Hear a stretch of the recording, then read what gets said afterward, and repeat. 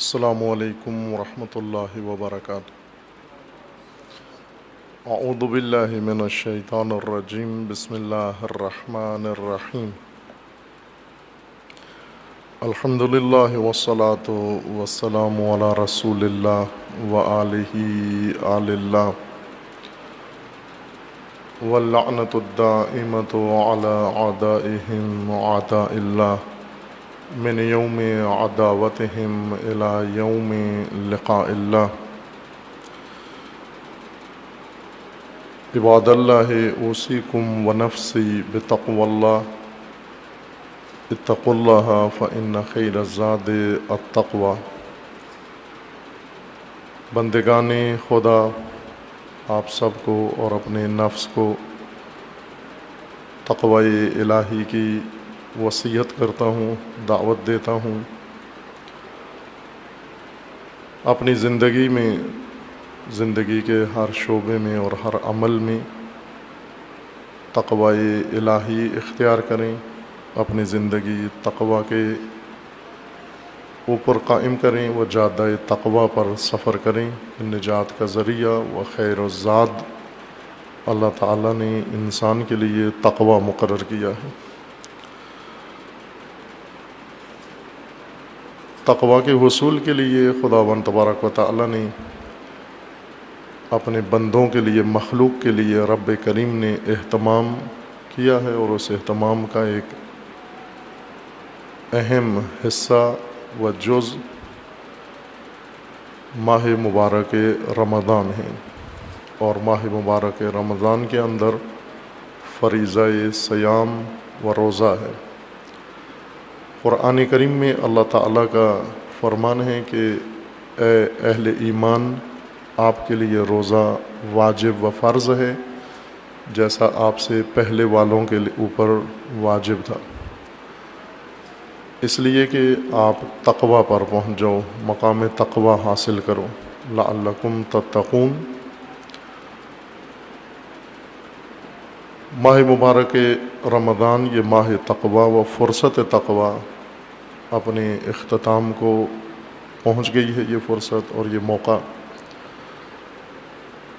اور خوش نصیب ہیں وہ انسان جنہوں نے اس ماہ مبارک میں یہ ہدف حاصل کر لیا ہے اور آج اس پر فائز ہیں، اور اس کے جشن کے لیے، عید کے لیے اپنے آپ کو تیار کر رہے ہیں اور آمادہ کر رہے ہیں۔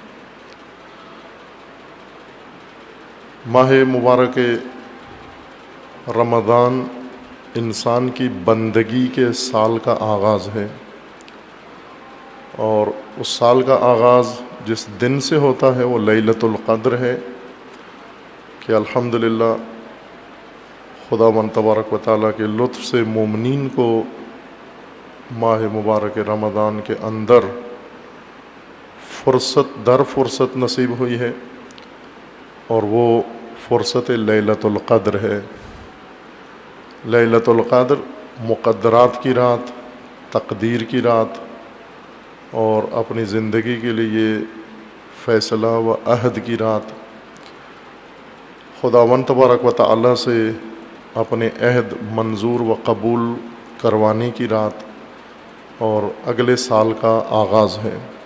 سال گزشتہ کی استغفار و توبہ ہے، جو کچھ انسان سے سرزد ہوا گزشتہ سال اور سالہائے گزشتہ، ان کی بابت انسان اس شب استغفار میں اور اس ماہ مغفرت میں توبہ کرتا ہے، معافی مانگتا ہے اللہ سے، اور آئندہ اپنی بندگی کے سفر کے آغاز کے لیے خدا کی ذات سے عہد کرتا ہے، اور اللہ سے یہ طلب کرتا ہے کہ میں اس عہد پر پابند رہوں اور کاربند رہوں۔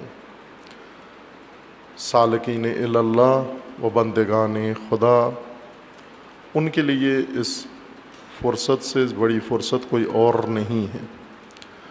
ماہ مبارک رمضان کی آمد پر رسول اللہ صلی اللہ علیہ وآلہ وسلم امت کو خوشخبری و نوید سناتے ہیں، یا ایہا الناس قد اقبل الیکم شہر اللہ الاکبر، بالرحمت والمغفرہ، اے بندگان خدا آپ کی جانب شہر اکبر خدا، ماہ کبیر خدا، ماہ عظیم خدا آ رہا ہے، مغفرت و رحمت و برکت لے کر اپنے دامن میں اپنے آپ کو تیار کرو اور اس کی رحمتیں اور برکتیں حاصل کرو۔ وہ برکتیں جنہوں نے حاصل کی ہیں ان برکتوں کی حفاظت کا وقت ہے، ان کے تحفظ کا وقت ہے، اور وہ مقام جو توبہ و استغفار سے لیلۃ القدر و ماہ اللہ میں نصیب ہوا ہے اس کو بچائیں، ضائع نہ کریں۔ ماہ رمضان کے ختم ہونے کے بعد وہ اثر پھر ہمارے معمولات اور عادات میں آ جانے پر ختم نہ ہو جائے، زائل نہ ہو جائے۔ چونکہ آخر ماہ مبارک رمضان ہے، وہ اس ماہ مبارک رمضان کی خوبی یہ ہے کہ جمعہ کو شروع ہوا ہے اور جمعہ کو ختم ہو رہا ہے، اور مومنین کو توفیق زیادہ اس ماہ میں نصیب ہوئی ہے کہ 5 نماز جمعہ اس ایک ماہ کے اندر ان کو نصیب ہوئے ہیں۔ بعض اوقات رسول اللہ صلی اللہ علیہ وآلہ وسلم کی حیات طیبہ میں یہ اتفاق ہوا ہے کہ اختتام روزہ و اختتام رمضان جمعہ پر ہوا ہے۔ جمعۃ الوداع کہتے ہیں اس آخری جمعہ کو جس میں ماہ مبارک رمضان رخصت ہوتا ہے، وہ وداع ہوتا ہے اور جاتا ہے، اور یہ جمعہ اب انتہائی ماہ مبارک رمضان ہے۔ اس کے آداب میں سے یہ ہے کہ ماہ مبارک رمضان جب آئے تو استقبال کرو، اور جب جائے تو اسے وداع کرو و رخصت کرو۔ وہ بہترین ادب وداع کے لیے اقتداء ہے سیرت معصومین علیہ السلام سے، اور ان میں بھی سب سے نمایاں سیرت و عمل دعائے شریف صحیفہ سجادیہ ہے، امام سید ساجدین علیہ الصلاۃ والسلام کی دعا منقول دعائے وداع ماہ رمضان کے عنوان سے۔ تاکید ہے کہ اگر یہ آخری جمعہ کو پڑھی جائے، اگر جمعہ اختتام پر آتا ہے، اور اگر نہیں آتا تو 29 کی شب کو یہ دعا پڑھی جائے، 29 کے روز بھی پڑھی جائے۔ بعضوں نے شب عید کے لیے بھی تاکید کی ہے کہ یہ دعا پڑھی جائے مومنین۔ خوب ہم بھی سعادت حاصل کرتے ہیں اس دعا کی قرأت کے لیے، اور اس کے بعض حصے جہاں ضرورت ہو آپ کی خدمت میں ترجمہ یا مختصر تفسیر کے ساتھ، چونکہ خود دعا بقدر کافی مفصل ہے۔ اعوذ باللہ من الشیطان الرجیم، بسم اللہ الرحمن الرحیم۔ اللہم یا من لا یرغب فی الجزاء و یا من لا یندم علی العطاء و یا من لا یکافئ عبدہ علی الثواب، منتک ابتداء و عفوک تفضل و عقوبتک عدل و قضاؤک خیرۃ، ان اعطیت لم تشب عطاءک بمن و ان منعت لم یکن منعک تعدیا، تشکر من شکرک و انت الہمتہ شکرک و تکافئ من حمدک و انت علمتہ حمدک، تستر علی من لو شئت فضحتہ و تجود علی من لو شئت منعتہ، وکلاہما اہل منک للفضیحۃ والمنع غیر انک بنیت افعالک علی التفضل و اجریت قدرتک علی التجاوز، وتلقیت من عصاک بالحلم و امہلت من قصد لنفسہ بالظلم، تستنظرهم بآناتک الی الانابہ و تترک معاجلتهم الی التوبہ، لکی لا یہلک علیک حالکهم ولا یشقى بنعمتک شقیئهم الا ان طول الحجۃ علیہ کرما من عفوک یا کریم و عائدۃ من عطفک یا حلیم۔ انت الذی فتحت لعبادک بابا الی عفوک وسمیتہ التوبہ وجعلت على ذلك الباب دلیلا من وحیک لئلا یضلوا عنہ فقلت تبارک اسمک توبوا الی اللہ توبۃ نصوحا عسى ربکم ان یکفر عنکم سیئاتکم وَيُدْخِلَكُمْ جَنَّاتٍ تَجْرِي مِن تَحْتِهَا الْأَنْهَارُ يَوْمَ لَا يُخْزِي اللَّهُ النَّبِيَّ وَالَّذِينَ آمَنُوا مَعَهُ نُورُهُمْ يَسْعَىٰ بَيْنَ أَيْدِيهِمْ وَبِأَيْمَانِهِمْ يَقُولُونَ رَبَّنَا أَتْمِمْ لَنَا نُورَنَا وَاغْفِرْ لَنَا إِنَّكَ عَلَىٰ كُلِّ شَيْءٍ قَدِيرٌ فَمَا عُذْرُ مَنْ أَغْفَلَ دُخُولَ ذَلِكَ الْمَنْزِلِ بَعْدَ فَتْحِ الْبَابِ وإقامة الدلیل وأنت الذي زدت في الصوم على نفسك لعبادك تريد ربحهم في متاجرتهم لك وفوزهم بالوفادة عليك والزيادة منك فقلت تبارك اسمك وتعاليت من جاء بالحسنة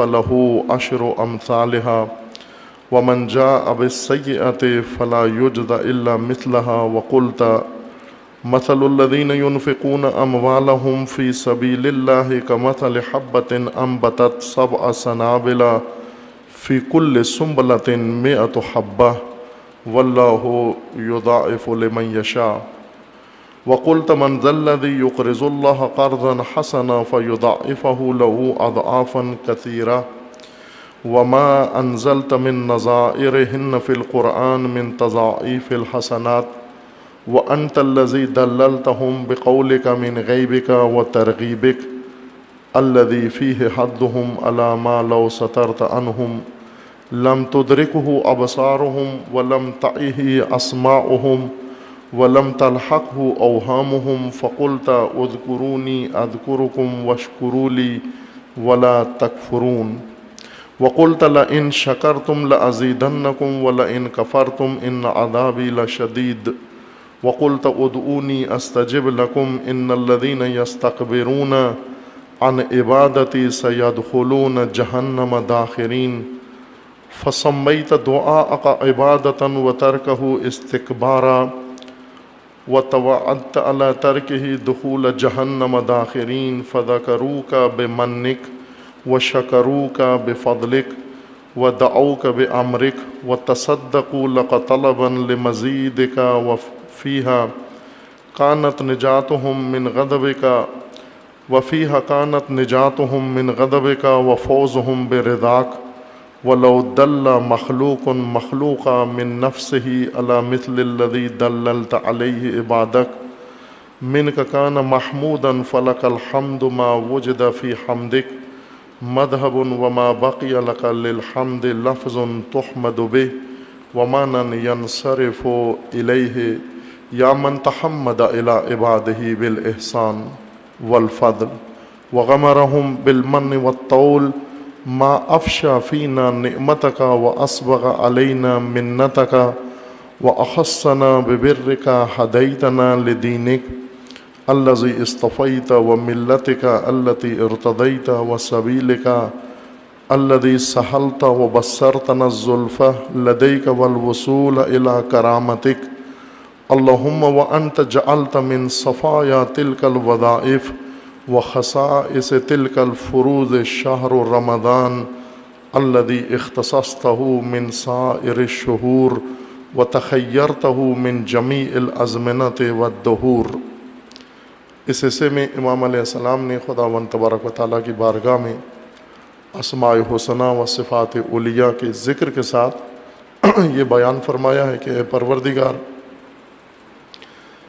تو نے اپنے لطف و احسان و کرم کے ذریعے اپنے بندوں کے لیے در توبہ کھولا ہے اور انہیں فرصت دی ہے اور انہیں شکر کا موقع دیا ہے تاکہ تیری نعمتوں کو پہچانیں اور ان نعمتوں کے اوپر تیرا شکر بجا لائیں۔ اور اے پروردگار، تو نے دین مقرر کیا اور اس کے اوپر ہدایت کی۔ اے پروردگار، تو نے اپنا راستہ بنایا اور اسے آسان کیا، مہیا کیا اپنے بندوں کے لیے۔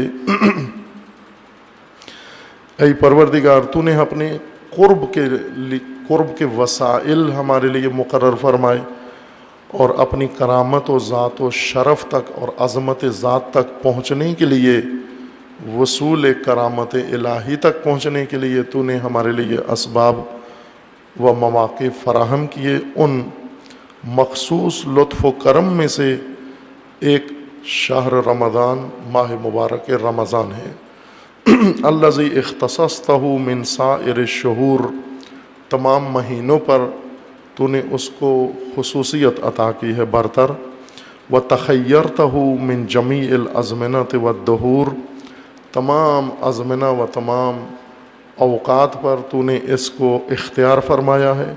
وآثرتہ علی کل اوقات السنہ، اور سال بھر کے تمام اوقات و لمحات میں سے تو نے اس ماہ کو چنا ہے۔ علی بما انزلت فیہ من القرآن، چونکہ اس میں تو نے قرآن نازل کیا ہے۔ والنور، اور اس میں تو نے نور نازل کیا ہے۔ وضاعفت فیہ من الایمان، اور اس میں تو نے ایمان کو 2 گنا بڑا زیادہ کر دیا ہے، مضاعف کر دیا ہے۔ وفرضت فیہ من الصیام، اور اس میں ایک لطف تیرا یہ ہے کہ اس ماہ میں تو نے روزے واجب قرار دیے ہیں، صیام واجب قرار دیا ہے۔ ورغبت فیہ من القیام، اور تو نے اپنی بندگی کے لیے قیام میں رغبت قرار دی ہے، مقرر کی ہے۔ وَأَجْلَلْتَ فِيهِ مِنْ لَيْلَةِ الْقَدْرِ، اور پروردگار اس ماہ کو تو نے مجلل و مزین کیا ہے زینت لیلۃ القدر سے۔ التي هي خیر من 1000 شہر، وہ رات جو 1000 ماہ پر بھاری و برتر ہے۔ ثم آثرتنا به على سائر الامم، ایک طرف سے تو نے تمام اوقات و تمام دہور و تمام زمانوں پر رمضان کو چنا ہے، اور دوسری طرف سے تمام مخلوقات میں سے و تمام انسانوں میں سے و تمام میں سے ہمیں چنا ہے اس منتخب بندگی کے لیے، منتخب مہینے کے لیے، اس منتخب مہینے کے منتخب خصوصیات کے لیے تو نے اپنے خاص بندوں کو چنا ہے اور اس میں ہمیں شامل کیا ہے۔ وَاسْتَفَيْتَنَا بِفَضْلِهِ، اور اے پروردگار تو نے ہمیں مخصوص کیا ہے اپنے فضل سے، دون اہل الملل، جبکہ باقی اہل ملت اور باقی اقوام اس سے محروم ہیں۔ فَصُمْنَ بِأَمْرِكَ نَهَارَهُ، اے پروردگار ہم نے اس ماہ کے دنوں میں تیرے حکم کے مطابق تیرے امر کی اتباع و اطاعت کرتے ہوئے روزہ رکھا ہے۔ وَقُمْنَا بِعَوْنِكَ اللَّيْلَ، اور راتوں کو تیری بندگی کے لیے قیام کیا ہے، نمازیں ادا کی ہیں۔ متعرضین بصیامہ وقیامہ لما عرضتنا لہ من رحمتک، اے پروردگار جو کچھ تو نے قیام اس ماہ کے اندر صیام و قیام و رحمت مقرر کی تھی، اس کی خاطر ہم نے اور اسی کی طلب و چاہت میں ہم نے صیام و قیام کا عمل انجام دیا ہے۔ وَتَسَبَّبْنَا إِلَيْهِ مِن مَثُوبَتِكَ، اور تیری طرف سے مقرر ثواب تک پہنچنے کے لیے ہم نے وہ سارے اسباب اختیار کیے ہیں جو تو نے اس ماہ میں ہمارے لیے مقرر فرمائے تھے۔ وَأَنْتَ الْمَلِيءُ بِمَا رُغِبَ فِيهِ إِلَيْكَ الْجَوَادُ بِمَا سُئِلْتَ مِنْ فَضْلِكَ الْقَرِيبِ إِلَى مَنْ حَاوَلَ قُرْبَكَ وَقَدْ أَقَامَ فِينَا هَذَا الشَّهْرَ مَقَامَ حَمْدٍ وَصَحِبْنَا صُحْبَةَ مَبْرُورٍ، اے پروردگار اس ماہ میں جو چیز تو نے عطا کی ہے، جس پر تو قادر ہے عطا کرنے کے لیے، جس کی تجھ سے خواہش کی جائے، اور ہر اس چیز کا بخشنے والا ہے جس کا تیرے فضل سے سوال کیا جائے، تو اس شخص سے قریب ہے جو تجھ سے قرب حاصل کرنا چاہتا ہے۔ اے پروردگار القریب، سئلت من فضلک القریب الی من حاول قربک، تو بہت قریب ہے خصوصاً اس کے لیے جو تیرا قرب چاہتا ہے، جو تیرا قرب مانگتا ہے، جو تیرے قرب کا متمنی ہے، اس ماہ میں تو اس کے بہت قریب ہے۔ وقد اقام فینا هذا الشهر مقام حمد وصاحبنا صحبت مبرور واربحنا افضل ارباح العالمین. خب اس شہر میں اے پروردگار تو نے ہمارے لیے مقام حمد و ستائش مقرر کیا اور ہمیں اس قابل بنایا کہ یہ دن تیری حمد و ستائش میں گزریں، اور اے پروردگار تیرے قرب کا حق ادا کرنے کے لیے اور تمام دیگر ان فائدوں کے لیے جو تو نے مقرر کیے ہیں ہم نے اس میں قیام کیا اور تو نے ہمارے لیے یہ اہتمام کیا. ثم یہ ماہ اور یہ فرصت اور یہ توفیق. ثم امام چہارم امام سید ساجدین دعا کے اس حصے میں فرماتے ہیں ثم قد فارقنا عند تمام وقت ہی، لیکن اب اس کا وقت ختم ہو گیا اور یہ ہمیں مفارقت دے رہا ہے، ہمیں ترک کر کے جا رہا ہے. یہ عظیم فرصت و یہ مہلت اور یہ توفیق بندگی کی یہ سب اے پروردگار اختتام و انتہا کو پہنچی ہے. وہ انقطاع مدت ہی، اس کی مدت ختم ہو گئی، وفاء عدد، اور اس کے دن پورے ہو گئے. فنحن مودعہ وداع من عز فراقہ علینا، اب ہم اس کو رخصت کرتے ہیں، اس شخص کی طرح رخصت کرتے ہیں جس پر یہ وداع بہت گران ہو، بہت سخت ہو، بہت دشوار ہو. آسان نہیں ہے اے پروردگار اس ماہ سے جدا ہونا، لیکن چونکہ تو نے مقرر کر دیا ہے یہ حکم کہ اس ماہ کو شروع بھی ہونا ہے اور اس کو ختم بھی ہونا ہے، اے پروردگار ہمارے لیے یہ فرقت بہت گران ہے، بہت دشوار ہے. ہم اس شخص کی طرح اس کو رخصت کر رہے ہیں جس کے لیے یہ وداع بہت دشوار ہو. فنحن مودعوہ، ہم اس کو وداع کرنے والے ہیں. وداع من عز فراقو، جس پر یہ فراق بہت گران ہے. وغمنا واوحشنا انصرافہ عنا، اے پروردگار اس کا غم اور اس کے جانے کے بعد ہمارے لیے بہت وحشت کا منظر ہے.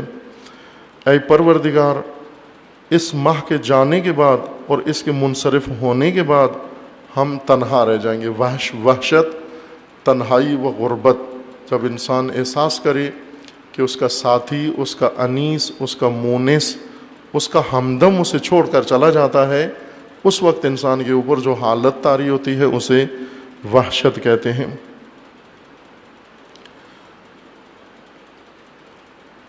اس کا جانا ہمارے لیے بہت غمبار ہے، غمناک ہے اور وحشت انگیز و وحشتناک ہے ماہ رمضان کا جانا. خوب توجہ فرمائیں، آپ کیا معرفت بیان ہو رہی ہے اس دعائے شریف وداع ماہ مبارک رمضان میں کہ امام علیہ السلام فرماتے ہیں اس کا جانا ہمارے لیے وحشتناک ہے، اس کا جانا غمناک ہے، اس کا جانا ہمارے لیے غمبار ہے، اس کا جانا ہمارے لیے پریشان کن ہے. وَأَوْحَشَنَا إِنْصِرَافُهُ أَنَّ وَلَزِمَنَا لَهُ الزِّمَامُ الْمَحْفُوظُ وَالْحُرْمَةُ الْمَرْئِيَّةُ، امام فرماتے ہیں اور جس کے عہد و پیمان کی حرمت، عزت و حرمت کا پاس اور اس کے واجب الادا حق سے سرفراز و سرخرو ہونا از بس ضروری ہو، چونکہ یہ ماہ جو جا رہا ہے ہماری گردنوں پر کچھ عہد و پیمان چھوڑ کر جا رہا ہے، ہمارے اوپر بہت کچھ ذمہ داریاں چھوڑ کر جا رہا ہے، اور جو عہد و پیمان ماہ مبارک ہمارے اوپر چھوڑ کر جا رہا ہے اس کو ادا کرنا ہمارے لیے اب لازم ہے. فنحن والحق المقضی فنحن قائلون، پس ہم وداع کرتے ہیں اور کہتے ہیں اس ماہ کو خطاب کر کے، کیا کہتے ہیں؟ السلام علیک یا شہر اللہ الاکبر، اے ماہ اکبر خدا، اے ماہ عظیم اللہ، درود ہو تجھ پر، سلام ہو تجھ پر. اس طرح سے اسے ہم ودا کر رہے ہیں۔ السلام علیکہ یا شہر اللہ الاکبر و یا عید اولیائہ، اے اولیاء خدا کی عید، تجھ پر درود و سلام ہو۔ السلام علیکہ یا اکرم مصحوب من الاوقات، تمام اوقات میں سے تو بہترین ساتھی، اے بہترین ساتھی ہمارا، اے بہترین دوست ہمارا، تجھ پر سلام، تو جا رہا ہے، تجھ پر درود ہو، تجھ پر سلام ہو۔ وَيَا خَيْرَ شَهْرٍ فِي الْأَيَّامِ، اور تمام ایام میں بہترین ماہ، تجھ پر درود و تجھ پر سلام ہو۔ والساعات، اور تمام گھڑیوں اور آنات میں، لمحات میں سب سے بہترین آن و گھڑی تجھ پر سلام ہو۔ السلام علیک من شہر قربت فیہ الاعمال و نشرت فیہ الاعمال، سلام اس شہر سے، اور اس شہر کے اندر جس شہر میں ہم اپنی امیدوں کے قریب ہوئے اور جس میں ہمارے اعمال اپنے مقصود تک پہنچے۔ السلام علیک من قرین جل قدرہ، اور سلام ہو اس ساتھی و رفیق پر، اس قرین پر جس کی قدر و منزلت بہت عظیم ہے۔ موجوداً، تمام موجود چیزوں میں سے سب سے جلیل القدر ہے۔ وَأَفْجَعَ فَقْدُهُ مَفْقُودًا، اور جس کا فقدان، جس کی ہجر، جس کی جدائی سب سے زیادہ دردناک ہے ہمارے لیے اور فاجعہ ہے ہمارے لیے۔ افجع، سب سے بڑا سانحہ و فاجعہ زندگی میں ہمارے لیے ماہ مبارک رمضان سے دور ہونا ہے۔ وَمَرْجُوٌ عَلَمِ فِرَاقُهُ، اور اب اس کے جانے کے بعد جو چیز ہمارے پاس رہ جائے گی وہ اس کی دوری کا غم اور علم و دکھ و رنج رہ جائے گا۔ السلام علیک من علیف آنس مقبلا فسر، اے ماہ رمضان، درود ہو تجھ پر اس کی طرف سے جو تیرے آنے پہ بہت خوش ہوا، جو تیرے آنے پہ بہت مسرور تھا، جو تیرے آنے پہ شادمان تھا، اس کی طرف سے تجھ پر درود ہو، جو تیرے آنے کا استقبال کر رہا تھا۔ مقبلا فسر و اوحش منقضیا، اور جو تیرے جانے کے بعد اب وحشت محسوس کر رہا ہے، تنہائی محسوس کر رہا ہے۔ اے ماہ رمضان، اس شخص کی طرف سے درود ہے تجھ پر جو تیرے فراق میں غمناک ہے اور جس پر تیرا فراق بہت گران ہے۔ فمدّا، اور جو چلا گیا۔ السلام علیک من مجاور رقت فیہ القلوب، اے ماہ مبارک رمضان، تجھ پر درود و سلام ہے، تو وہ ساتھی تھا، تو وہ قریب تھا، تو وہ ہمسایہ تھا جس کے ساتھ رہ کر میرا دل نرم ہو گیا تھا۔ ایک اثر جو تو نے میری ذات پر ڈالا، میرا دل شقی و سخت تھا، لیکن تیرے جیسا ساتھی میسر آیا اور میرا دل نرم ہو گیا۔ السلام علیک من ناصر اعان علی الشیطان، اور درود ہو اس ساتھی و ناصر و مددگار پر جس نے شیطان کے خلاف مبارزے میں میری بھرپور مدد کی، مجھے توانائی عطا کی۔ وصاحب سہل سبل الاحسان، اور ایسا ہم سفر ماہ رمضان، اے مہینہ، اے ماہ خدا، تجھ پر درود ہو، تو ایسا میرا ہم سفر تھا، میں سالک تھا اللہ، و تو اس سفر میں میرا ساتھی تھا، صاحب تھا، اور اس میں تو نے احسان کے راستے میرے لیے آسان بنا دیے۔ السلام علیک ما اکثر اتقاء اللہ فیک، درود ہو اے ماہ رمضان تجھ پر جس کے اندر اتنے انسانوں کو جہنم سے نجات مل گئی، جہنمیوں کو جہنم سے نجات دینے والے، اے ماہ خدا تجھ پر سلام۔ ما اکثر اتقاء اللہ فیکا، کتنے زیادہ ایسے افراد ہیں جنہیں تیرے اندر، تیری فرصت کے اندر جہنم سے نجات ملی۔ وما اسعد من رعا حرمتک بک، اور کتنا سعادت مند ہے جس نے تیری حرمت کی مراعات کی، تیری حرمت کا خیال رکھا، تیری ہتک نہیں کی، تیری حرمت کو پائمال نہیں کیا۔ السلام علیک ما کان امحاک للذنوب، ما کان امحاک للذنوب واسترک لانواع العیوب، اور درود ہو اے ماہ رمضان تجھ پر، اس لیے تجھ پر سلام ہو کہ کس قدر تو گناہوں کو محو کرنے والا ہے۔ تیرے اندر کتنی طاقت ہے اللہ نے رکھی ہے کہ تیری گھڑیاں اور تیرے آنات سیاہ ترین گناہ کار کے گناہوں کو دھو ڈالتے ہیں۔ ما امحا کا، کتنا محو کرنے والا ہے، کتنا محق کرنے والا ہے تو گناہوں کو۔ وَأَسْتَرَكَ لِأَنْوَاءِ الْعُيُوبِ، اے ماہ جو تو تمام عیبوں اور برائیوں پر پردہ ڈال کر گیا ہے، تیرے اندر خدا نے کتنی تاثیر رکھی ہے کہ تو تمام ہر قسم کے انواع و اقسام کے عیوب پہ پردہ ڈال گیا ہے۔ السلام علیکہ ما کان اطولک علی المجرمین واحیبک فی صدور المؤمنین، اے ماہ خدا تجھ پر درود و سلام ہو، تو مجرموں کو، گناہ کاروں کو کتنا طویل لگتا تھا، نظر آتا تھا کہ لمبا ہو گیا ہے، سخت ہو گیا ہے، گناہ کاروں معصیت کاروں کے لیے دشوار لگ رہا تھا۔ درود ہو اے ماہ رمضان تجھ پر، تو مومنین کے دلوں میں کتنا پرہیبت رہا ہے، تیری کتنی عظمت و ہیبت مومنوں کے دلوں پہ رہی ہے۔ السلام علیک من شہر لا تنافسہ الایام، اور اے ماہ رمضان درود ہو ایک ایسے ماہ میں، ایسے ایام میں تجھ پر سلام ہو کہ تمام ایام کوئی بھی تیرا ہمسر، تیرا ہم پلہ ہونے کا دعویٰ نہیں کر سکتا، تیرے ہم پلہ ہونے کا مقابلہ نہیں کر سکتا۔ السلام علیک من شہر ہو من کل امر سلام، درود ہو اے ماہ رمضان تجھ پر، ہر مصیبت کے جواب میں تو سلامتی تھا ہمارے لیے، تیرا ہر لحظہ سلامتی تھا، ہر آفت و ہر بلا کے مقابلے میں تو سلامتی تھا، تجھے اللہ نے سلام بنایا ہے۔ السلام علیک غیر قریح المصاحبہ، اے ماہ خدا سلام و درود ہو تجھ پر کہ تیری صحبت کتنی گوارا تھی کہ ذرا بھی انسان تجھ سے بیزار نہیں ہوتا، گران نہیں گزرتی تیری صحبت۔ ولا ضمیم الملابسہ، اور اے ماہ رمضان تیری معاشرت کتنی انسان کے لیے ملائم ہے کہ ذرا برابر انسان تیری ہم نشینی سے خستہ نہیں ہوتا۔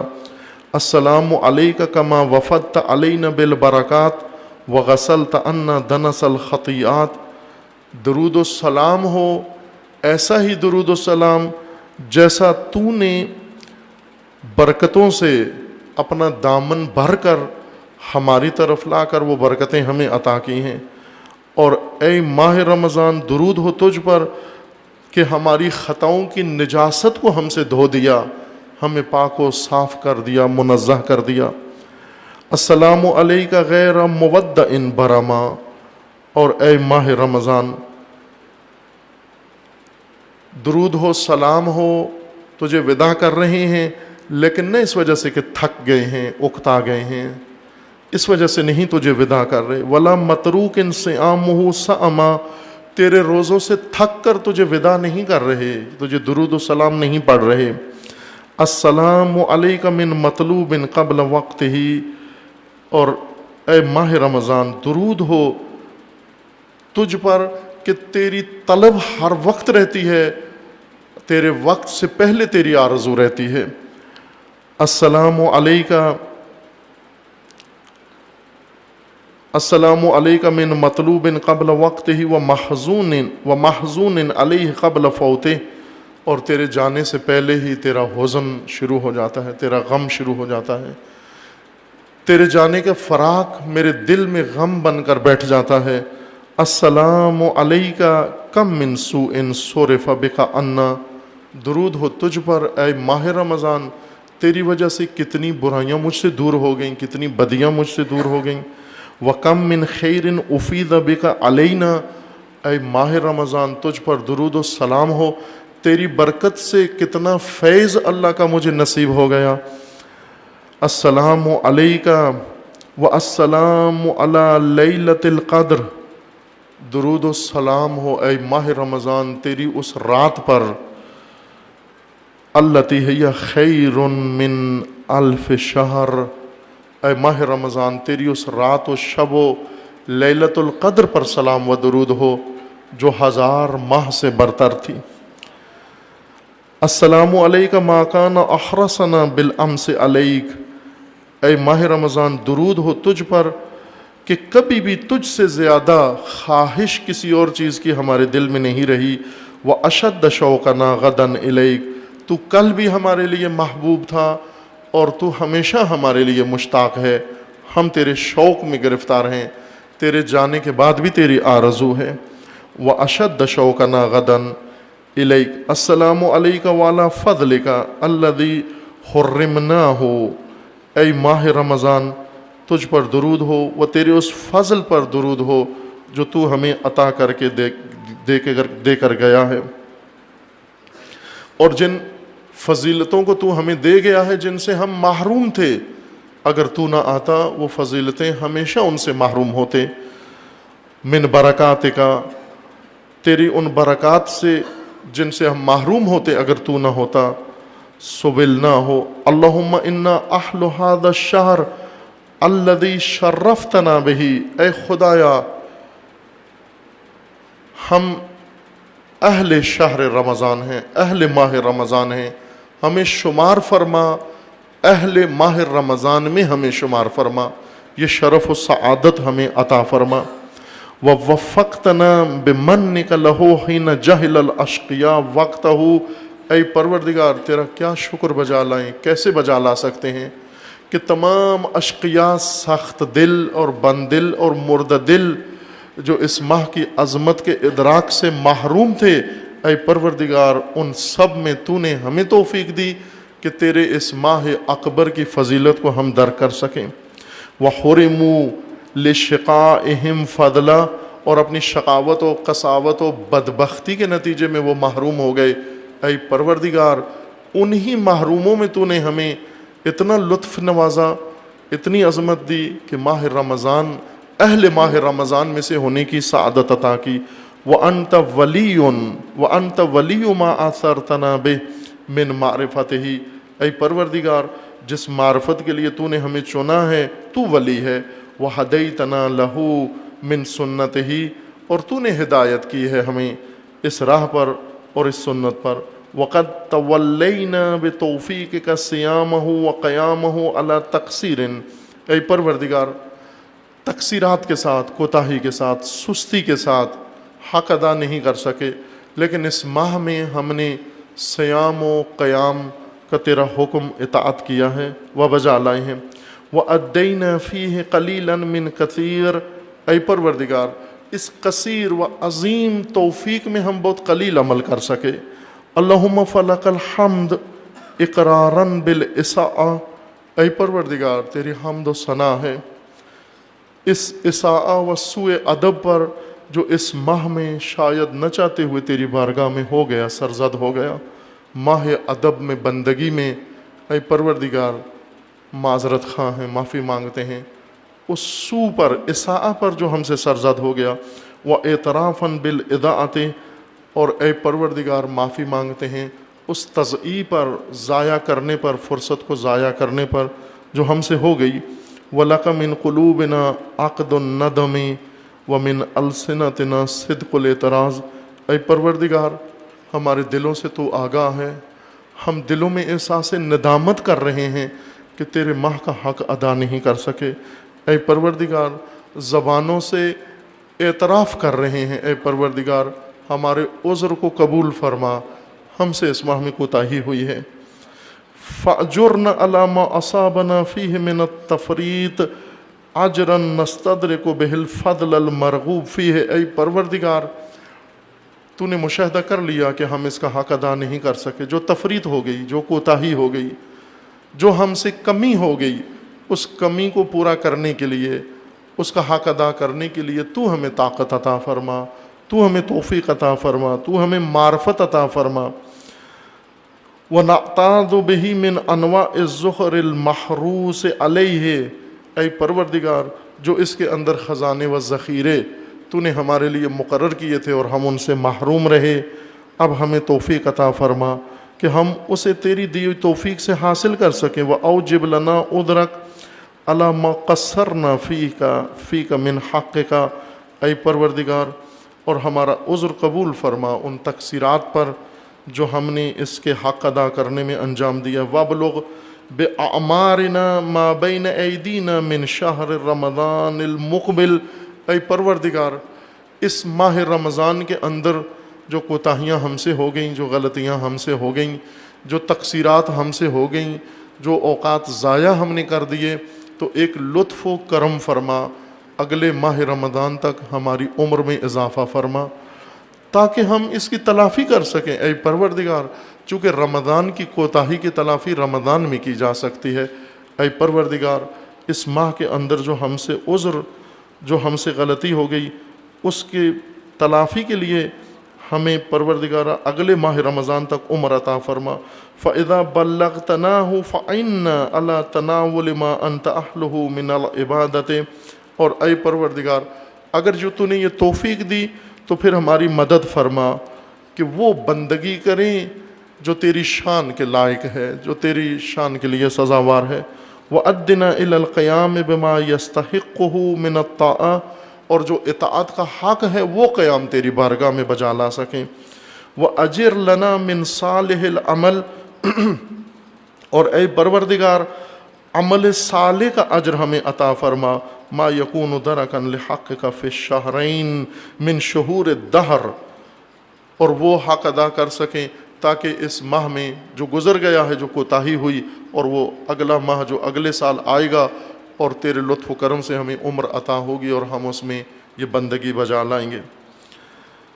अल्लाहुम्मा वमा अलममना बिही फ़ी शहरिना हाज़ा मिन लममिन औ इस्मिन औ वाक़अना फ़ीहि मिन ज़ंबिन, ऐ परवरदिगार, इस माह के अंदर ऐ खुदा, जो हमसे सगीरा व कबीरा गुनाह सरजद हुआ, मासियत सरजद हुई, जो ख़ता हमसे सरजद हुई, जानबूझ कर की या भूल चूक से हुई, ऐ परवरदिगार, अपने नफ्स पर जुल्म किया या दूसरों के ऊपर हमने कोई जुल्म किया, ऐ परवरदिगार, उसको मुआफ़ फरमा। ऐ परवरदिगार, अगर हम इस काबिल नहीं कि तू हमें माह रमज़ान में हमारी गलतियाँ मुआफ़ फरमा, हम अगर रहम के काबिल नहीं, ऐ परवरदिगार, मोहम्मद व आले मोहम्मद के सदक़े हमें मुआफ़ फरमा। व अला निस्यानिन ज़लमना वक्तसबना फ़ीहि मिन ख़तीअतिन अला तअम्मुदिन मिन्ना औ अला निस्यानिन ज़लमना फ़ीहि अनफुसना अव इंतहकना बिही हुर्मतन मिन गैरिना फ़सल्लि अला मुहम्मदिन व आलिहि वस्तुरना बिसित्रिका। ऐ परवरदिगार, अपने सित्र के ज़रिए, अपने पर्दा रहमत के ज़रिए हमारे ऐबों को मस्तूर फरमा। वाफ़ु अन्ना बिअफ़्विक, और अपनी अफ़ के ज़रिए हमसे दरगुज़र फरमा। वला तनसिबना फ़ीहि लअयुन शामितीन, ऐ परवरदिगार, शमातत करने वाले, मलामत करने वाले लोगों के लिए हमें उनके मद्देनज़र उनका नुक्ता ना बना, नुक्ता शमातत हो। वला तबसुत अलैना फ़ीहि अलसुनत ताइनीन, ऐ परवरदिगार, हमें लान तान करने वालों की ज़बानों का हदफ न बना। वस्तअमिलना बिमा यकूनु हित्ततन व कफ़ारतन लिमा अनकरत मिन्ना फ़ीहि बिराफ़तिका अल्लती ला तनफ़दु व फ़ज़लिका अल्लज़ी ला यनक़ुस, ऐ परवरदिगार, अपनी शफ़क़त बेपायान और रहमत रोज़ अफ़ज़ून से हमें अपने आमाल पर कारबंद कर, जो इन चीज़ों को बरतरफ करें, इन बातों की तलाफ़ी करें, और वो जो नापसंद उमूर हमसे इस माह में सरज़द हो गए हैं। ऐ परवरदिगार, अल्लाहुम्मा सल्लि अला मुहम्मदिन व आलिहि, दुरूद भेज, रहमत नाज़िल फरमा अपने हबीब व आले रसूल पर। अल्लाहुम्मा सल्लि अला मुहम्मदिन व आलिहि वजबुर मुसीबतना बिशहरिना, ऐ परवरदिगार, इस माह की बरकत से हमारे मुसाइब को बरतरफ फरमा। व बारिक लना फ़ी यौम ईदना, ऐ परवरदिगारा, हमारे लिए इसकी ईद को मुबारक फरमा। व फ़ित्रना, और ऐ परवरदिगार, हमारा फ़ित्र व इफ़्तार हमारे लिए पुरबरकत फरमा। वजअलहु मिन खैर यौमिन मर्रा अलैना, اور ہمیں بہترین دن جو گزرے ہماری زندگی کا وہ مقرر کر. وَاجْعَلْهُ أَجْلِبْهُ لِعَفْوٍ وَأَمْحَاهُ لِذَنْبٍ. اے پروردگار اس ماہ کو اور اس عید کے دن کو ہمارے لیے عفو و بخشش کا دن قرار دے اور تمام گناہوں کے دھلنے کا دن قرار دے. وَاغْفِرْ لَنَا مَا خَفِيَ مِن ذُنُوبِنَا. اور جو گناہ ہمارے پوشیدہ مخفی ہیں ان کو مغفرت فرما. وما علنا. اور جو کھل مکھلا گناہ ہیں. اللہم اصلحنا بانسلاخ هذا الشہر من خطایانا. اے پروردگار یہ شہر یہ مہینہ جا رہا ہے، اس کے جانے سے پہلے آخری لمحات اس مہینے کے، اے پروردگار ان آخری گھڑیوں میں خدایا ہمیں گناہوں سے باہر لے آ، مکمل طور پر گناہوں سے ہمیں چھٹکارا عطا فرما. وَأَخْرِجْنَا بِخُرُوجِهِ مِن سَيِّئَاتِنَا. اس سے پہلے کہ یہ نکل جائے ہمیں گناہوں سے باہر نکال. وَاجْعَلْنَا مِنْ أَسْعَدِ أَهْلِهِ بِهِ. اے پروردگارا ہمیں اہل رمضان کے سعادت مند لوگوں میں سے بنا. وَأَجْزِلْهِمْ قِسْمًا فِيهِ وَأَوْفَرْهِمْ حَدًّا مِنْهُ. اور ہمیں ان میں سے قرار دے جنہوں نے اس شہر سے، تیرے مہینے سے اور تیرے اس عظیم فرصت سے سب سے زیادہ سہم و نصیب حاصل کیا ہے. اللہم ومن رعا هذا الشہر حق رعایتہ. جس نے اس مہینے کا ادب رکھا ہے، جس نے اس مہینے کا لحاظ کیا ہے، جس نے اس مہینے کی مراعات کی ہے، اس کی حرمت شکنی نہیں کی. وحفظ حرمتہ. اس کی حرمت کی حفاظت کی ہے. حق حفظها. اور حفاظت کا حق ادا کیا ہے.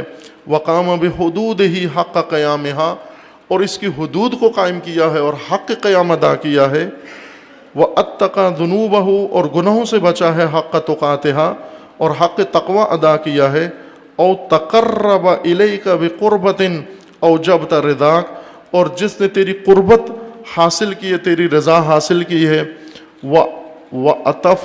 وَأَطَفَتْ رَحْمَتَكَ عَلَيْهِ فَحَبْ لَنَا مِثْلَهُ. اس ماہ رمضان میں اے پروردگار یقیناً ایسے رہے ہیں جنہوں نے گناہ سے بچنے کا حق ادا کیا ہے، جنہوں نے بندگی کا حق ادا کیا ہے، جنہوں نے تقوی کا حق ادا کیا ہے، جنہوں نے دعا و توبہ و استغفار کا حق ادا کیا ہے، جنہوں نے حرمت رمضان کو بچانے کا حق ادا کیا ہے. ہم سے اگر نہیں ہو سکا یہ حق، اے خدا تیری بارگاہ میں اس آخری لحظہ رمضان میں دعا گو ہیں، ہمیں ان میں شمار فرما، ان کی طرح بنا جو تیری حرمت و تیرے مہینے کی حرمت کا حق ادا کر سکتے ہیں. فَحَبْ لَنَا مِثْلَهُ مِنْ وُجْدِكَ وَأَتِنَا أَضْعَافَهُ مِنْ فَضْلِكَ. اے پروردگار ہمیں بھی انہی جیسا بنا، تیرے خزانے میں کمی نہیں ہے، ہمیں بھی ان کی طرح بنا، ہمیں بھی باادب بنا، ہمیں بھی حرمتوں کا خیال رکھنے والوں میں سے بنا. فَإِنَّ فَضْلَكَ لَا يَغِيظُ وَإِنَّ خَزَائِنَكَ لَا تَنْقُصُ. اے پروردگار تیرا فضل تو ختم ہونے والا نہیں ہے، تیرے خزانے کم ہونے والے نہیں ہیں، بل تفید بلکہ اور زیادہ بڑھنے والے ہیں. اِنَّ مَعَادِنَ إِحْسَانِكَ لَا تَفْنَى. تیرے احسان کی معدن تو فنا ہونے والی نہیں، ختم ہونے والی نہیں. وَإِنَّ عَطَاءَكَ لِلْعَطَاءِ. اے پروردگارہ اور تیری عطا سے کم نہیں ہوتی. اللہم صلی علی محمد وآلہ وَاكْتُبْ لَنَا مِثْلَ أُجُورِ مَنْ صَامَهُ. اے پروردگار ہمارے روزے نہیں فاقے تھے، لیکن اے پروردگار کچھ نے روزہ رکھا ہے. ہم نے صرف کھایا نہیں ہے، لیکن ان کی زبان کا بھی روزہ تھا، ان کے خیال کا بھی روزہ تھا، ان کی نگاہوں کا بھی روزہ تھا، ان کے اشاروں کا بھی روزہ تھا، ان کے ہاتھ پاؤں کا بھی روزہ تھا، ان کی نیتوں کا بھی روزہ تھا، ان کے باطن کا بھی روزہ تھا. اے پروردگار ہمیں ان جیسا بنا دے، ان کی طرح بنا دے. اے پروردگار اللہم صلی علی محمد وآلہ واکتب لنا مثل اجور من صامہ او تعبد لک فیہ الی یوم القیامہ. اور یا جس نے تعبد کیا قیامت تک پروردگارہ اس کا اجر عطا فرما. اللہم انا نتوب الیک فی یوم فطرنا. اے پروردگارہ اس یوم عید فطر پر ہم گناہوں سے تجھ سے معافی مانگتے ہیں. الذی جعلتہ للمؤمنین عیدا. جو تو نے مومنوں کے لیے عید بنائی ہے. وسرورا ولأہل ملتک مجمعا ومحتشدا، اور تو نے اپنی اہل دین کے لیے، دینداروں کے لیے اجتماع کا مقام اور اکٹھے ہونے کا مقام قرار دیا ہے۔ من کل ذنب اذنبناہ، ہر گناہ جو ہم نے کیا ہے اس سے ہمیں معاف فرما، اور سوء اسلفنا ہو، یا سابقہ زندگی میں ہم کوئی گناہ و بدی کر چکے ہیں اسے مغفرت فرما، او خاطر شر اضمرنا ہو، یا کوئی ایسا خیال شر کا ہماری نیتوں کے تہ خانے میں دبا ہوا ہے اسے کہ پروردگارہ اسے بھی معاف فرما۔ توبۃ من لا ینطوی علی رجوع الی ذنب، اس شخص جیسی توبہ کی توفیق عطا فرما جو ہرگز گناہ کی طرف لوٹ کر نہیں آئے گا۔ ولا یعود بعدها الی خطیئۃ توبۃ نصوحا، خالص توبہ، حقیقی توبہ کی توفیق عطا فرما جو کبھی بھی گناہ کی طرف واپس لوٹ کر نہ آئے۔ خلصت من الشک والارتیاب، جس توبہ کے اندر شک و ریب نہ ہو، فتقبلها منا، اور اسے ہم سے قبول فرما، ورد عنا، ہم سے راضی ہو، وثبت علیہا، اور پروردگارہ ہمیں اس توبہ پر ثابت قدم بنا۔ اللہم ارزقنا خوف عقاب الوعید، اے پروردگارہ ہمیں عطا فرما ان تمام تیرے جہنم کے وعدوں کا خوف جو تو نے بیان کیے ہیں، وشوق ثواب الموعود، اور جو ثواب تو نے ذکر کیا ہے اس کا شوق ہمیں عطا فرما، حتی نجد لذت ما ندعوک بہی، تاکہ تیری دعا سے ہمیں لذت محسوس ہو سکے، تجھے پکارنے سے لذت عطا حاصل ہو، وقعبت ما تستجیرک من ہو، وجعلنا عندک من التوابین، اے پروردگار ہمیں اہل توبہ میں سے بنا۔ الذین اوجبت لہم محبتک، جن کے دلوں میں تو نے اپنی محبت ڈال دی ہے، وقبلت منہم مراجعۃ طاعتک، اور جن کی اطاعت کو تو نے قبول کیا ہے ہمیں ان میں سے قرار دے۔ یا اعدل العادلین، اے سب سے بڑے عادل و عدالت کرنے والے۔ اللہم تجاوز عن آبائنا و امہاتنا و اہل دیننا جمیعا من سلف منہم و من غبر الی یوم القیامہ، اے پروردگارہ ہمارے آبا، ہمارے ماں باپ کے گناہوں سے درگزر فرما، تمام ہمارے دین کے بھائیوں، تمام دینی بھائیوں کے گناہوں سے درگزر فرما، اور جو گزر گئے اس دنیا سے اور جو آنے والے بعد میں آئیں گے پروردگارہ قیامت تک سب کو مغفرت فرما۔ اللہم صلی علی محمد نبینا و آلہ، اے پروردگار ہمارے نبی پر اور ان کی آل پر درود و صلوات بھیج، کما صلیت علی ملائکتک المقربین، جس طرح تو نے اپنے ملائکہ مقربین پر درود و صلوات بھیجی ہے، وصلی علیہ و آلہ کما صلیت علی انبیائک المرسلین، اور اس طرح درود و صلوات رسول و آل رسول پر بھیج جس طرح تو نے دیگر انبیاء کے اوپر و مرسلین کے اوپر بھیجی ہے، کما صلیت علی عبادک الصالحین، اور جس طرح تو نے اپنے عباد صالحین پر پروردگارہ درود و صلوات بھیجی ہے، افضل من ذالک، اس سے برتر، یا رب العالمین، اے عالمین کی پرورش کرنے والے، عالمین کو پالنے والے، صلاۃ تبلغنا برکاتہا، ایسی صلوات و درود و رحمت رسول و آل رسول پر بھیج جس کی برکتیں ہم تک پہنچیں، وَيَنَالُهَا نَفْعُهَا، اور جس کی منفعت ہم تک پہنچے، وَيُسْتَجَابُ لَهَا دُعَاؤُنَا، جس کے ذریعے ہماری دعائیں مستجاب ہو جائیں، إِنَّكَ أَكْرَمُ مَنْ رُغِبَ إِلَيْهِ، تو سب سے با کرم و با شرف ہستی ہے جس کی طرف رغبت پیدا کی جائے، وَأَقْفَى مَنْ تَوَكِّلَ عَلَيْهِ، اور تو کافی ہے اس کے لیے جو تیرے اوپر توکل کرے، وہ بھروسہ کرے، وَأَعْطَى مَنْ سُئِلَ مِنْ فَضْلِهِ، اور جو بھی تیرے فضل سے تجھ سے مانگے تو سب سے زیادہ دینے والا ہے، وَأَنْتَ عَلَىٰ كُلِّ شَيْءٍ قَدِيرٌ، اے پروردگار یہ تیری قدرت کے سامنے کچھ بھی نہیں ہے جو میں نے طلب کیا ہے۔ یہ دعائے وداع ہے و دعائے فراق ہے ماہ مبارک رمضان کے لیے، جو امام سید ساجدین زین العابدین علیہ السلام بیان فرماتے ہیں۔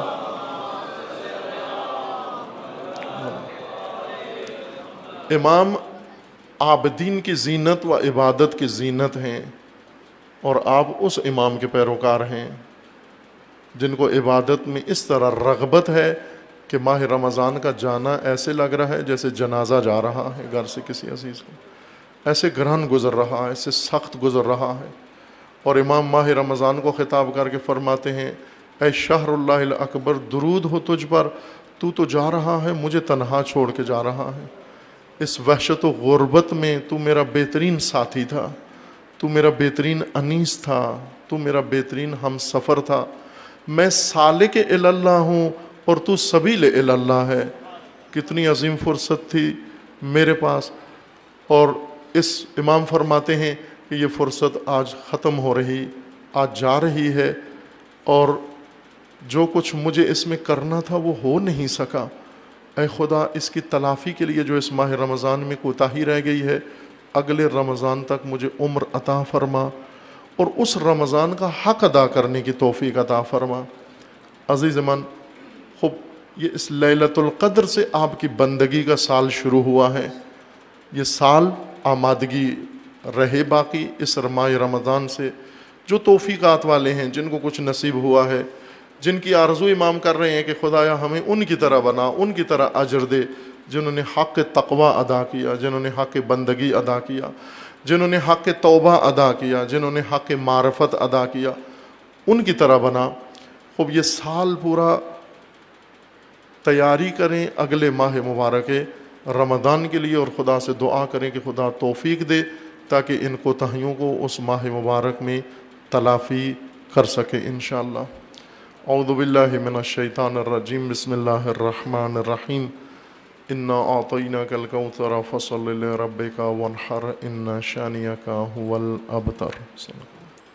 اعوذ باللہ من الشیطان الرجیم، بسم اللہ الرحمن الرحیم، الحمد للہ والصلاة والسلام علی رسول اللہ وآلہ آل اللہ، لا سیما علی امیر المؤمنین علی ابن ابی طالب علیہ الصلاۃ والسلام،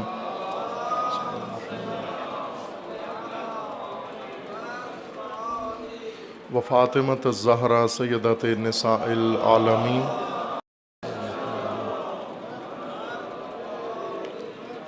والحسن والحسین سیدی شباب اہل الجنہ وصبتی الرحمہ علیہ السلام، وعلی ابن الحسین علیہ الصلاۃ والسلام، ومحمد ابن علی علیہ الصلاۃ والسلام،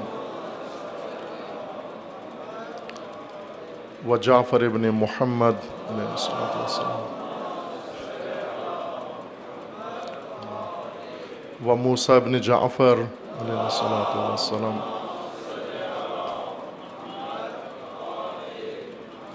وعلی ابن موسیٰ علیہ الصلاۃ والسلام،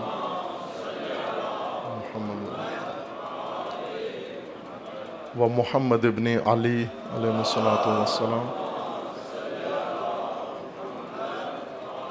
وعلی ابن محمد علیہ الصلاۃ والسلام،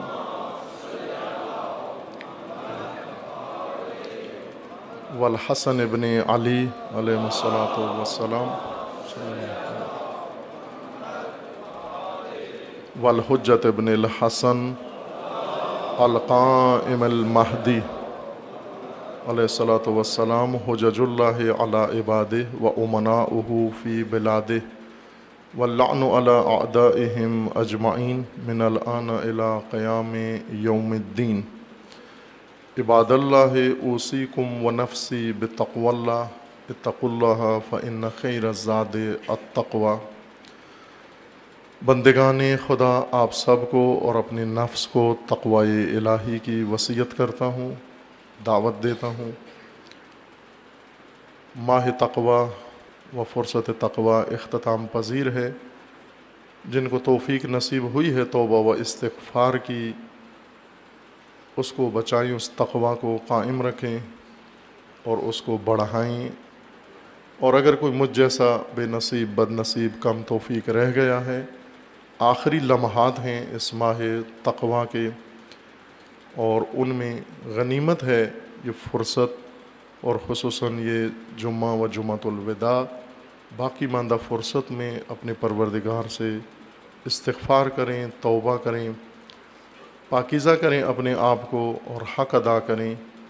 ذات غفور و رحیم منتظر ہے، در رحمت اس ماہ مبارک میں کھلے تھے عزیز من، ابھی تک کھلے ہوئے ہیں، ابھی بند نہیں ہوئے، اور ان آخری لمحات میں دل کی سچائی کے ساتھ توبہ نصوح عہد کریں خدا کی بارگاہ میں کہ جو کوتاہیاں ہوئی ہیں انہیں خدا معاف فرمائے، جو حقوق ضائع ہوئے ہیں انہیں ادا کرنے کی توفیق عطا فرمائے، اور آئندہ کے لیے عہد ہو کہ ہم معصیت رب نہیں کریں گے، گناہ نہیں کریں گے خدا کے محضر میں و بارگاہ خداوند تبارک و تعالی میں۔ عید فطر ہے قریب، اگر آج چاند نظر آ گیا تو کل انشاءاللہ عید فطر ہے جیسا توقع کی جا رہی ہے۔ عید فطر جشن ہے با تقوی انسانوں کا، ضیافت اللہ سے لوٹنے کا، اور وہ مقام جو اللہ تعالیٰ سے پایا ہے انہوں نے ماہ مبارک رمضان میں، ان کے لیے، اور یہ جشن مبارک ہو سب کو، آپ کو انشاءاللہ، خصوصاً واقعاً جن کو حق بنتا ہے اس جشن کا، جنہیں اس ماہ میں توفیق نصیب ہوئی ہے، نہ ان لوگوں کے لیے جن کے منہ کھلے ہیں اور اس بات کا جشن مناتے ہیں کہ منہ بند کر دیے گئے تھے اب منہ کھل گئے ہیں، بے توفیق۔ امام سید ساجدین رو رہے ہیں، کریا فرماتے ہیں ماہ رمضان کے جانے پر اور اس فرصت کے نکل جانے پر، اور اللہ تعالیٰ سے اس طرح دعا مانگ رہے ہیں کہ پروردگارہ یہ ایام تو ختم ہو رہے ہیں لیکن اگلے ماہ رمضان تک عمر طولانی عطا فرما کہ میں اگلے سال تک رہوں اور جو کوتاہی رہ گئی ہے اسے پورا کر سکوں۔ یہ عید فطر ہے، عید فطرت ہے، اور ماہ رمضان میں انسان کی فطرت پاک و پاکیزہ ہوئی ہے۔ فطرت کے اوپر بوجھ تھا، فطرت کے اوپر غبار تھا، سال بھر 11 مہینے فطرت آلودہ رہی، فطرت کے اوپر شہوتیں، خواہشیں اور ہوائے نفس و ہوس غالب رہی، اور ایک ماہ میں اس فطرت کو موقع ملا ماہ صیام و رمضان و قرآن میں، اس لیے عید فطر ہے، فطرت کی عید ہے، فطرتوں کی عید ہے، رسومات کی عید نہیں ہے، رسوماتی عید نہیں ہے، وہ عید عظیم ہے، وہ عید عزیز ہے۔ اس کے احکام میں ایک فطرہ ہے، فطرہ ایسا مال جو آپ نے کھانا جو کھایا ہے آپ نے سال بھر، عموماً ہمارے یہاں رائج ہو گیا ہے کہ ہر پارٹی اور ہر گروہ اور ہر شخصیت ایک اماؤنٹ اعلان کر دیتے ہیں کہ اس سال کا اتنا فطرہ ہے، اور لوگ پوچھتے بھی ہیں جی اس سال کتنا فطرہ ہے، پوچھتے ہیں، ہم سے بھی پوچھتے ہیں، ہر سال پوچھتے ہیں۔ خوب ہمارا یہ جواب ہوتا ہے کہ ہمیں کیا پتہ ہے آپ کا کیا فطرہ بنتا ہے، چونکہ ہمیں یہ نہیں پتہ آپ نے سال بھر کھایا کیا ہے۔ جو آپ نے سال بھر کھایا ہے وہ آپ کا فطرہ ہے، اس میں سے 3 کلو آپ مواد 3 کلو حساب کر کے ایک فرد کے لحاظ سے آپ دیں، جس نے جو کھایا ہے، جو آپ کا اصل کھانا تھا، مین کھانا تھا، زیادہ تر اوقات میں سال میں آپ نے وہ کھایا ہے۔ اگر سال میں زیادہ تر گندم کھائی ہے تو گندم دے دیں آپ، سال میں زیادہ تر چاول کھایا ہے چاول دے دیں، سال میں زیادہ اگر آپ نے چکن کھایا ہے تو چکن دے دیں آپ 3 کلو، سال میں زیادہ مٹن کھایا ہے، گوشت کھایا ہے وہ دے دیں، سال میں زیادہ پزا کھایا ہے تو پزا دے دیں، سال میں زیادہ برگر کھایا ہے تو وہ دے دیں۔ جو سال بھر ہوٹلوں پہ کھاتے رہے ہیں وہ دیں، اتنا پیسہ نکالیں۔ مثلا آپ روزانہ کتنا کھانا یا اکثر کتنا، کبھی کبھار، مثلا بعض ہیں ایسے جنہوں نے معمولی کھانا کھایا ہے، ہمیشہ پارٹیوں میں یا دعوتوں میں یا خود یا گھر میں یا باہر اہتمام کر کے۔ گندم اس زمانے کا ہے یا ان لوگوں کے لیے ہے جن کے کھانے کا اصلی میجر حصہ گندم ہے، ساتھ میں کوئی چیز اچار چٹنی لگاتے ہیں تاکہ گندم کھائی جا سکے۔ لیکن اس وقت کھانے ایسے نہیں ہیں، تبدیل ہو گئے ہیں کھانوں کا طریقہ۔ اس وقت گندم اس لیے ساتھ پکا کے رکھتے ہیں، تھوڑی سی روٹی بھی، تاکہ گوشت نیچے اتر سکے۔ پہلے سالن بناتے تھے کہ گندم نیچے اتر جائے، روٹی کھائی جا سکے۔ ابھی روٹی اس لیے رکھتے ہیں تاکہ چکن کھایا جا سکے ساتھ۔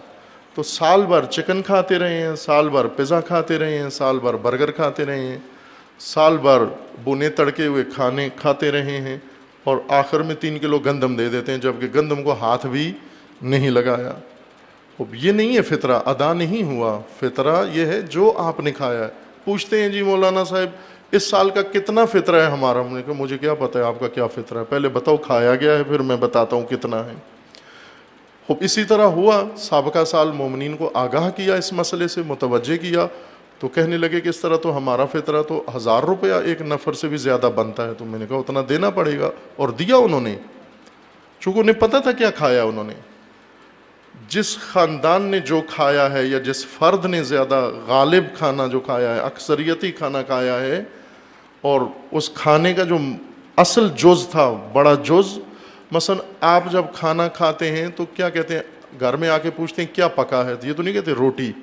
کسی زمانے میں کھانے کا نام ہی روٹی تھا، ابھی بھی بعض علاقوں میں لوگ کہتے ہیں روٹی لے آؤ، روٹی کھا لی، روٹی کھا کے جائیں، چونکہ کھانے کا اصلی حصہ ہی روٹی ہے، باقی اس کے لوازمات ہیں، چٹنی بنا لی، ساتھ کوئی اور سادہ ساگ دال بنا لیا، لیکن کھاتے روٹی ہیں۔ ابھی کیا کہتے ہیں، کیا پکا ہے، تو نہیں کہتے روٹی پکی ہے، یا پوچھتے نہیں ہیں کہ روٹی پکی ہے یا نہیں پکی، ابھی پوچھتے ہیں کیا پکا ہے، بریانی پکی ہے، کیا پکا ہے، پلاؤ پکا ہے، کیا پکا ہے، فلاں چیز پکی ہے۔ کوئی بھی نہیں کہتا روٹی پکی ہے، چونکہ روٹی کھانے کا ثانوی جز بن گیا ہے، اصل چیزیں دوسری آ گئی ہیں۔ بعض لوگوں کے کھانوں میں، سب کے نہیں، جن کے کھانے میں اصل حصہ ابھی بھی روٹی ہی ہے، وہ دال پکاتے ہیں تاکہ روٹی کھا سکیں تو وہ گندم دیں گے، لیکن جو روٹی پکاتے ہیں تاکہ بریانی کھا سکیں، حلیم کھا سکیں، وہ حلیم و بریانی دیں گے، چونکہ ان کا کھانا وہ شمار ہوتا ہے، اصل وہ کھانا ہے ان کا جو بھی کھایا ہے آپ نے۔ اب حکم شرعی یہی ہے، تمام علماء کا فتویٰ یہی ہے، لیکن چونکہ رائج ہے کہ اتنی گندم کو لوگ کھاتے ہیں 3 کلو، وہ ممکن ہے سال بھر کسی نے 3 کلو گندم نہ کھائی ہو، سال بھر میں اس نے 2 روٹیاں بھی نہ کھائی ہوں، اور باقی چیزیں انہوں نے مصرف کی ہوں۔ یہ فطرہ واجب ہے، ہر انسان جو عطا اس دن پیدا ہوا ہے، مثلا فرض کر لیں آج رات جو بچہ پیدا ہوگا، کل طلوع تک اس پر فطرہ واجب ہے، بچے پر نہیں، اس کے ماں باپ پر واجب ہے کہ وہ دیں فطرہ۔ جو آپ کی زیر کفالت افراد ہیں، جو آپ کے نان خور ہیں، جو آپ کے دسترخوان پہ کھاتے ہیں، ان کا فطرہ آپ پر واجب ہے۔ خود دینا چاہیں تو دے سکتے ہیں، لیکن واجب اس پر ہے جس کے نان خور ہیں۔ کچھ غلط فہمیاں بھی لوگوں کو فطرہ کے بارے میں ہیں، وہ یہ کہ عید کی شب کسی کے ہاں آتے جاتے نہیں ہیں ڈر سے کہ چونکہ فطرہ پڑ جائے گا، نہ، ایسی مہمانیوں سے فطرہ نہیں پڑتا، جو ایسے حالات پوچھنے کے لیے جائیں، کوئی کام سے جائیں، نمبر لینے جائیں، ٹی وی دیکھنے جائیں، گپ شپ لگانے جائیں، اس کو نہیں کہتے۔ بے شک کھانا بھی کھا لیں آپ کے گھر میں، ایسے مہمان کو نہیں کہتے۔ مہمان وہ جو عرفاً مہمان کہا جائے، سمجھا جائے کہ باہر سے آیا، دور سے آیا ہے اور آپ کا مہمان ہے اور رہے گا آپ کے پاس، شب عید اگر آپ کے پاس رہا ہے تو اس مہمان کا فطرہ بھی آپ پر واجب ہے۔ وہ خود بھی دے سکتا ہے، لیکن اصل اگر خود دے دے ٹھیک ہے، ادا ہو گیا، لیکن مہمان، میزبان اگر اس نے نہیں دیا، مہمان نے، میزبان پر واجب ہے۔ ایسا مہمان، یہ جو ہمسائے ایک دوسرے کے گھر آتے ہیں، میں نے دیکھا بعض جگہوں پر تبلیغ کی غرض سے رمضان میں جانا ہوتا تھا، مومنین عید کے دن بالکل پڑوسی کسی کے گھر میں نہیں جاتے، دروازہ تک نہیں کھٹکھٹاتے جا کر کہ کہیں اس پر فطرہ واجب نہ ہو جائے۔ ایسے نہیں ہیں، آپ آئیں جائیں باقاعدہ اور معمول کی رفت و آمد رکھیں، اس سے آپ فطرے والے مہمان شمار نہیں ہوتے۔ فطرہ آپ نے نکالنا ہے صبح نماز عید سے پہلے فطرہ نکال دیں، نکال کے دے بھی دیں، بہترین عمل یہ ہے کہ دے بھی دیں، اگر دیا نہیں ہے تو کم از کم نکال کے الگ رکھ لیں۔ حساب کا میں نے بتا دیا، جتنا کھایا ہے اس کا حساب کریں، آپ کو پتہ ہے کیا کھایا ہے آپ نے، اس کے مطابق حساب کریں، اور یہاں پر کوئی کمی ڈسکاؤنٹ لینے کی کوشش نہ کریں۔ یہ واجب فطرہ ہے، تنہا زکوٰۃ واجب جو آپ لوگ دیتے ہیں وہ یہی ہے، باقی چیزیں جن پر زکوٰۃ واجب ہے وہ آپ کے پاس ہوتی نہیں ہیں، اس لیے باقی زکوٰۃ واجب نہیں دیتے۔ یہ واجب زکوٰۃ میں سے یہی ایک مورد ہے جو آپ لوگ ادا کرتے ہیں، اور اس میں کمی نہ کریں۔ 100-200 روپے سے کوئی غریب نہیں ہوتا، لیکن حرام کام سرزد ہو جاتا ہے، معصیت ہو جاتی ہے۔ احتیاطاً زیادہ دے دیں۔ آپ پر اگر فطرہ بنتا ہے، فرض کریں اگر 500 روپیہ بنتا ہے تو آپ 600 دے دیں، تاکہ یقین ہو جائے کہ جو میرے اوپر واجب تھا وہ یقیناً ادا ہو گیا احتیاطاً اس میں سے زیادہ دیں. فطرہ آپ نہیں دے سکتے ہر ایک کو، جس طرح ابھی رواج ہے، گورنمنٹ نے بھی پابندی لگا دی ہے. سیاسی پارٹیاں، تنظیمیں اور انجمنیں اور ہر ویلفیئر گروپ فطرہ جمع کرنا شروع کر دیتا ہے، جیسے کھالیں جمع کرتے ہیں. نہیں دے سکتے آپ ان کو. اگر ان کو دے دیا آپ کو دوبارہ فطرہ نکالنا پڑے گا. آپ کا حق ادا نہیں ہوا، وہ ضائع سے پھینک دیا آپ نے، کسی ضائع کر دیا ہے. ان کو نہیں فطرہ دے سکتے، یہ تو فقیر نہیں ہے. فطرہ فقیر کے لیے ہے. فطرہ کے لیے علماء یا خمس زکوٰۃ کے لیے بہترین مصرف ذکر کیا گیا، قرآن نے ذکر کیا ہے. فقراء ہیں، مساکین ہیں، گدھا نہ، گدھا کو نہیں دے سکتے. گدھا کو اگر دیا تو دوبارہ نکالنا پڑے گا. گدھا اور ہے، فقیر اور ہے. پنجابی میں گدھا کو فقیر کہتے ہیں، لیکن عربی میں گدھا متقدی کہلاتا ہے. گدھا یعنی وہ بے حیا، بے شرم، بے عفت انسان جو مانگتا رہتا ہے ہر ایک سے. پیسے ہوں تو بھی مانگتا ہے، نہ ہو تو بھی مانگتا ہے. منگتے کو نہیں دینا. گدھا یعنی منگتا، منگتوں کو نہیں دینا. یہ تو کاروباری لوگ ہیں، ان کا پروفیشن ہے، ان کے پاس مال زیادہ ہوتا ہے، ان کو نہیں دے سکتے. یہ فقراء کا حق ہے. فقراء شرعی حد فقیر کی یہ ہے جس شخص کے پاس اتنا درآمد نہ ہو جو سال کا خرچہ پورا کر سکے، اس شخص کو فقیر کہتے ہیں. جو اپنے گھر کا خرچہ نہ چلا سکے، جو گھر کا کچن نہ چلا سکے، بچوں کے کپڑے نہ بنا سکے سال بھر کے، نہ ایک مہینے کے، سال بھر کے اس کے پاس پیسے نہ ہو. مثلا تنخواہ ہے لیکن تھوڑی ہے، اتنی نہیں ہے کہ سال بھر کا خرچہ کر سکے یا بچوں کو پڑھا سکے یا علاج معالجہ کر سکے. اگر اس کے پاس نہیں ہے اس کو دیں. اور خصوصاً قرآن کا فرمان ہے کہ باعفت فقیروں کو دیں. باعفت فقیر وہ ہوتا ہے جس کے فقر کا، جو اپنے فقر کی نمائش نہ کرے، ہتھیلی پہ رکھ کے گھومے نہیں گلی گلی اس کو، اپنی عزت و وقار و شخصیت. وہ باعفت فقیر ہے. ڈھونڈیں، آپ کے پڑوس میں ہوتے ہیں، آپ کے رشتہ داروں میں ہوتے ہیں ایسے فقیر، ان کو دیں آپ. اور ایسے نشیوں کو نہ دیں، منگتوں کو نہ دیں. چونکہ حق نہ دینے سے مراد یہ نہیں کہ وہ غلط کاموں میں لگائیں گے. نہ دینے سے مراد یہ ہے کہ آپ کا حق ادا نہیں ہوگا. جیسے آپ نے پیسے دینے ہیں زید کے اور دے دیے عمر کو، وہ آپ کو میں نے تو دے دیے تھے. 100 روپے کا مقروض تھا، 100 روپیہ دے دیا لیکن مجھے تو نہیں دیا. آپ کا فطرہ اس وقت ادا ہوگا جب آپ مستحق کو دیں. علماء کرام کا فتویٰ یہ ہے، جو قدر متیقن یعنی یقینی، جہاں پر مومنین کو 100% آسودگی ہو جاتی ہے کہ یہاں ہم نے دیا ہے اور حق ادا ہو گیا. ایک تو وہ فقراء ہیں جن کا فقر آپ کو معلوم ہو، علم ہو، یقین ہو، اور وہ بھی کوئی نشئی یا مجرم نہ ہو. یہ بھی ساتھ شرط رکھنی ہے کہ وہ جرائم پیشہ نہ ہو، مجرم نہ ہو. اور قدر متیقن یا علماء سب کا فتویٰ یہ ہے کہ مدارس دینیہ جہاں پر واقعاً دینی تعلیم دی جا رہی ہو ان کو دے سکتے ہیں آپ. فطرہ مسجد میں نہیں لگا سکتے، امام بارگاہ میں نہیں لگا سکتے، ویلفیئر کے کام میں نہیں لگا سکتے، تنظیمی فعالیت میں صرف نہیں کر سکتے. یہ چیزیں جیب سے، ذاتی مال سے بنانے کی ہیں. فطرہ ذاتی مال نہیں ہے، فطرہ دینی فنڈ ہے. فطرہ اللہ کا مال ہے، اسے خدا کی راہ میں جہاں اللہ نے کہا ہے وہاں لگانا ہے. یہ نہیں ہے کہ ہم کہہ لیں کہ اس دفعہ فریج خرید لیتے ہیں فطرے سے، اگلی دفعہ لاؤڈ سپیکر خرید لیں گے فطرے سے، اگلی دفعہ فلاں. یہ نہ کریں آپ. فطرہ جمع کر کے یا مولانا کو دے دیتے ہیں. مثلا وہ مولانا کے ساتھ جو عہد آپ نے کیا ہوا ہے ان کو دیں. آپ ان کی ضروریات پوری کریں جو آپ کو نماز پڑھاتے ہیں. بالآخر وہ انسان ہے، گھر کا خرچہ ہے، باعزت ہے، آپ کا امام ہے، باوقار زندگی گزارے، اس کو تمام ضروریات زندگی آپ فراہم کریں. چونکہ مومنین دیتے نہیں، ان کو بیچارے عموماً فقیر ہوتے ہیں، بے حیثیت فقیر، پھر ان کو فطرہ ظاہر لینا پڑتا ہے. چونکہ فقیر ہے، ان کے پاس سال کا خرچہ نہیں. سال کا خرچہ کیا، ایسے ائمہ جماعت ہیں ہفتے کا خرچہ نہیں ہے ان بیچاروں کے پاس.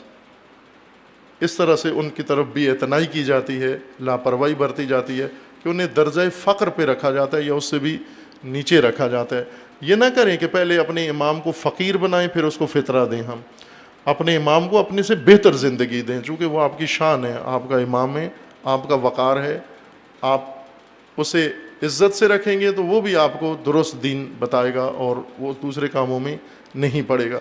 یہ احکام تھے فطرہ کے جو مختصر عرض کیے ہیں. چونکہ کل انشاءاللہ اگر خدا نے چاہا عید ہوئی تو انشاءاللہ آپ اپنا یہ فریضہ ادا کریں گے. نماز عید بھی ہے اور تاکیدی ہے، سنت پڑھتے ہیں شیعہ، چونکہ عصر غیبت کبریٰ میں کہتے ہیں واجب نہیں ہے، لیکن ویسے واجب ہے نماز عید، لیکن غیبت کبریٰ کے زمانے میں ہمارے فقہا کا فتویٰ ہے کہ واجب نہیں ہے۔ یہ تنہا مستحب نماز ہے یا سنت نماز ہے جو جماعت سے پڑھنی ہے، پڑھیں آپ، وقت پر پہنچیں۔ اور عید کی نماز مومنین کی آگاہی کے لیے نماز جمعہ کی طرح اس میں خصوصاً خطبات ہیں، ان خطبات سے پورے سال کے مسائل سے خطیب عید آگاہ کرے مومنین کو اور توجہ دلائے کہ انشاءاللہ امید ہے مومنین انشاءاللہ ادائے فطرہ میں بھی اور نماز عید میں بھی انشاءاللہ موفق ہوں گے اور اللہ تعالیٰ انہیں توفیق عطا فرمائے۔ ظاہر ہے ملکی حالات کے مطابق ایام عید میں وہ خطرہ رہتا ہے اور مومنین اس طرف بھی دھیان رکھیں، توجہ رکھیں، ساری توجہ عید میں یا سوئیوں میں نہ چلی جائے۔ یہ نماز عید ہے، مومنین کے آنے جانے کے راستے ہیں یا جہاں بھی وہاں حفاظتی یہی عزیزان جوانان ہمارے کھڑے ہو جائیں۔ بسا اوقات ایک فرد بھی بڑے حادثے سے بچا لیتا ہے جیسا ہوا ہے۔ خدا انشاءاللہ سب مومنین کو جہاں کہیں بھی ہیں انہیں محفوظ رکھے انشاءاللہ ہر شر و بلا سے، ان کی جان و مال و عزت و ناموس کی اللہ تعالیٰ حفاظت فرمائے انشاءاللہ۔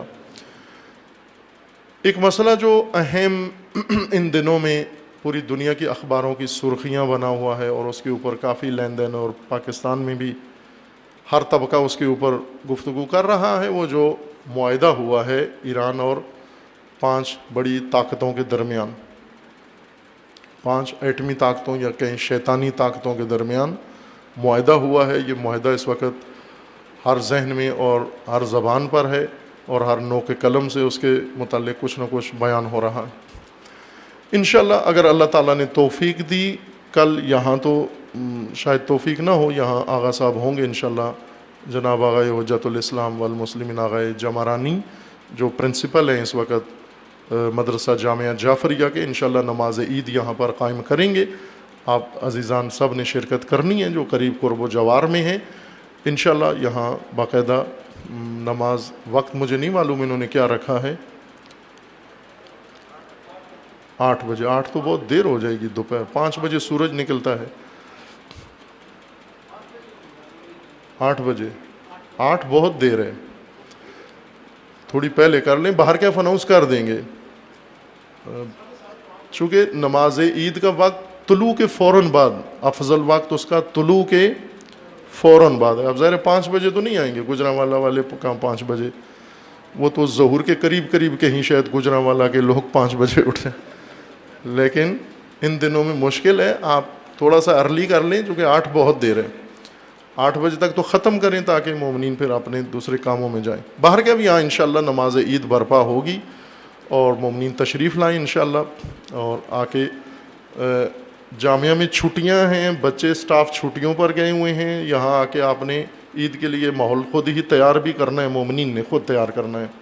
بلکہ میں یہیں سے یہ عرض کر دوں کہ مسجد اور جمعہ اور عوامی اجتماعات کے جو امور ہیں جامعہ کے اندر، مومنین گجرانوالہ وہ خود اپنے ذمہ لے لیں، آئیں کمیٹی بنائیں ایک، تاکہ ان سارے عوامی جیسا لاہور میں کیا ہوا ہے ہم نے، لاہور میں الحمدللہ عروۃ الوثقیٰ میں عوامی پروگرام اچھے ہوتے ہیں، باشکوہ ہوتے ہیں، ہر مناسبت سے کوئی میلاد ہو، جشن ہو، سوگ ہو، عزا ہو یا کوئی اور ایسا قومی دن ہو تو اچھے پروگرام ہوتے ہیں، اور وہ مومنین جو ہیں متعلق جامعہ کے ساتھ وہاں مربوط، وہ سارا محنت کرتے ہیں، زحمت کرتے ہیں، سارا خود سنبھالتے ہیں۔ یہاں بھی انشاءاللہ مومنین باہمت ہیں اور با ایمان انشاءاللہ اس اپنے مرکز کو احیاء کریں، قائم کریں، اور انشاءاللہ عوام اور مومنین کرام آئیں اس مرکز کے اندر، آباد آنے جانے سے آباد ہوگا، آپ کے یہاں شرکت سے آباد ہوگا۔ اگر چھوڑ دیں گے تو علی علیہ السلام جیسے فرماتے ہیں کہ جو قومیں اپنے مراکز آباد نہیں کر سکتی انہیں کوئی نہیں بچا سکتا، وہ ختم ہو جائیں گی وہ قومیں۔ مراکز آباد کریں اپنے، اور یہ مرکز اللہ تعالیٰ نے دیا، جس شخصیت کے ہاتھوں سے یہ مرکز بنا اس کا بہت عظیم حق ہے ہم سب کی گردنوں پر، اور اس حق کو ادا کرنے کے لیے انشاءاللہ آپ عزیزان سارے مومنین جو بھی جس طرح سے بھی سلسلے سے تعلق رکھتے ہیں اس جامعہ کو اپنا مرکز سمجھ کے انشاءاللہ اس کو آباد کریں اور نماز عید میں شرکت فرمائیں۔ لاہور میں توفیق ہوگی اگر اللہ تعالیٰ نے توفیق دی تو وہاں نماز عید میں اس موضوع کو بیان کیا جائے گا، چونکہ جمعے کا خطبہ وقت تھوڑا محدود ہے، کم بھی ہے وقت۔ یہ معاہدہ جو ہوا ہے ایران میں اور 5 ایٹمی طاقتوں میں یا شیطانی طاقتوں کے درمیان، اب یہ 12 سالہ ایک طولانی جنگ، مذاکراتی و ڈپلومیسی جنگ کا نتیجہ ہے، جو جنگ ابھی ختم نہیں ہوئی۔ یہ ذہن میں رکھیں کہ یہ جنگ ہے، ایران حالت جنگ میں ہے پہلے دن، انقلاب کے پہلے دن سے، بلکہ انقلاب سے بھی پہلے، جب سے نہضت انقلاب شروع ہوئی ہے اس وقت سے یہ جنگ شروع ہوئی، استکبار کے خلاف، استعمار کے خلاف، طاغوتوں کے خلاف، شیاطین کے خلاف۔ شہنشاہ ایک اندرونی داخلی شیطان طاغوت تھا، اس کے خلاف یہ نبرد تھی، پھر اس کی پشت پر یہ شیطانی طاقتیں تھیں، امریکہ اور برطانیہ اور دیگر مغربی طاقتیں، ان کے ساتھ یہ جنگ شروع ہوئی۔ انہوں نے پھر اس کے بعد باقاعدہ صدام کو مسلح کر کے، مجہز کر کے اس جنگ میں دھکیلا، 8 سال تک وہ جنگ لڑی گئی۔ پھر اس کے بعد ایران کے اوپر پابندیاں لگا دی گئیں، پابندیوں کی جنگ لڑی، اور ابھی تقریباً کوئی 37-38 سال ہونے کو ہیں جو مسلسل ایران جنگ کے اندر ہے، اور ہر روز اس جنگ کا ایک نیا مرحلہ درپیش ہوتا ہے۔ یہ اس جنگ کا ایک نیا مرحلہ ہے، ڈپلومیسی جنگ ہے، مذاکرات کی جنگ ہے، اور اس میں انہوں نے ایک ہتھیار استعمال کیا پابندیوں کا، اور نسبتاً کسی حد تک مؤثر ہتھیار تھا جس نے ایران کے اوپر اثر ڈالا ہے۔ خوب ظاہر اسی اثرات سے بچنے کے لیے یہ مذاکرات کا عمل شروع ہوا، لیکن آپ دیکھیں کہ 12 سالہ ان شیطانی طاقتوں کے ساتھ بیٹھ کے ٹیبل ٹاک کرنا اور ان کے مقابلہ کرنا، یہ دنیا کے لیے ایک نمونہ ہے، خود یہ جنگ ایک نمونہ ہے۔ 12 سال شیطانوں کے سامنے تسلیم نہیں ہوئے، ابھی بھی نہیں ہوئے، تو یہ ایک نمونہ ہے ساری دنیا کے لیے۔ آپ اپنے توجہ کریں، آپ پاکستان کے اندر وزیر داخلہ نے اعلان کیا کہ ایک NGO ہے سیو دا چلڈرن، پاکستان کے اندر ایک تنظیم ہے برطانیہ کی، برطانوی امریکن رجسٹرڈ ہے، لیکن یورپی ہیں زیادہ تر اس کے اندر، اور ہر ملک میں، آپ کے شہر میں بھی ہے، گاؤں گاؤں میں، پورے پاکستان میں یہ پھیلی ہوئی ہے۔ ایک جگہ میں بات کر رہا تھا تو وہ بتا رہے تھے مومن اٹھ کے کہ یہ میں بھی اسی میں ہوں، میں اس کا کارمند ہوں، مثلا سیو دا چلڈرن میں بھی خدمات انجام دے رہا ہوں۔ پاکستان کی انٹیلیجنس ایجنسیوں نے اور باقی امنیتی فورسز نے، سیکیورٹی فورسز نے باقاعدہ یہ بات اعلان کی ہے کہ یہ ملک پاکستان دشمن NGO ہے سیو دا چلڈرن۔ اس سے بڑی بھی مشکلات دشمن ہیں، لیکن انہوں نے فعلاً ان کو زوم کیا ہے کہ یہ دشمن ہے۔ وزیر داخلہ نے بار بار اعلان کیا ہے کہ یہ ملک دشمن سرگرمی میں ملوث ہے یہ تنظیم، اور اس کو انہوں نے اعلان کیا، شاید پچھلے جمعے کی بات ہے یا کب، پچھلے جمعے کی بات ہے، ہاں، قدس ریلی میں نے وزیر داخلہ کا بیان کوٹ بھی کیا تھا کہ وزیر داخلہ نے بیان دیا کہ اس تنظیم کو بھارت، اسرائیل اور امریکہ مدد دیتا ہے۔ یہ بھارت اسرائیل کی مدد سے پاکستان میں یہ تنظیم ملک دشمن سرگرمیوں میں ملوث ہے۔ چونکہ ہمارے وزیر داخلہ کو ظاہر ہے ملک دشمن سرگرمیوں کی تو نظارت کرنی ہوتی ہے، دین دشمن سرگرمیاں، قوم دشمن سرگرمیاں، ملت دشمن سرگرمیاں، ان کو اتنی حساسیت نہیں رکھتے کہ وہ بے شک ہوتی رہیں، لیکن ملک دشمن سرگرمیاں انہوں نے ان کی دیکھی اور ان پر پابندی لگائی۔ پابندی کے دوسرے دن اعلان ہوا وزیر اعظم صاحب کا کہ نہیں، پابندی نہیں لگائی، دفتر کھول دو۔ تیسرے دن پھر اعلان ہوا، نہیں، وزیر داخلہ نے کہا نہیں، تالا لگا دیا ہے، دوبارہ لگا دیا ہے، انہوں نے کھول دیا تھا پھر لگا دیا۔ کیوں ہو رہا ہے؟ ایک ٹیلی فون آیا امریکہ سے کہ آپ نے اس NGO پر پابندی نہیں لگانی، اور وزیر اعظم صاحب نے حکم دیا پابندی نہیں لگانی۔ ایک فون پر یہاں سے پتہ چلے کہ 12 سالہ مذاکرات، وہ بھی ان شیطانی طاقتوں کے ساتھ بیٹھ کر، وہ بھی اپنے ملکی ملی حق کے لیے، اور ان کی آنکھوں میں آنکھیں ڈالنا، اس کی قدر یہاں آ کے پتہ چلتی ہے کہ قوم کی عزت کا اندازہ یہاں سے ہوتا ہے۔ ایک باوقار قوم اس طرح سے اپنے وقار کی حفاظت کرتی ہے۔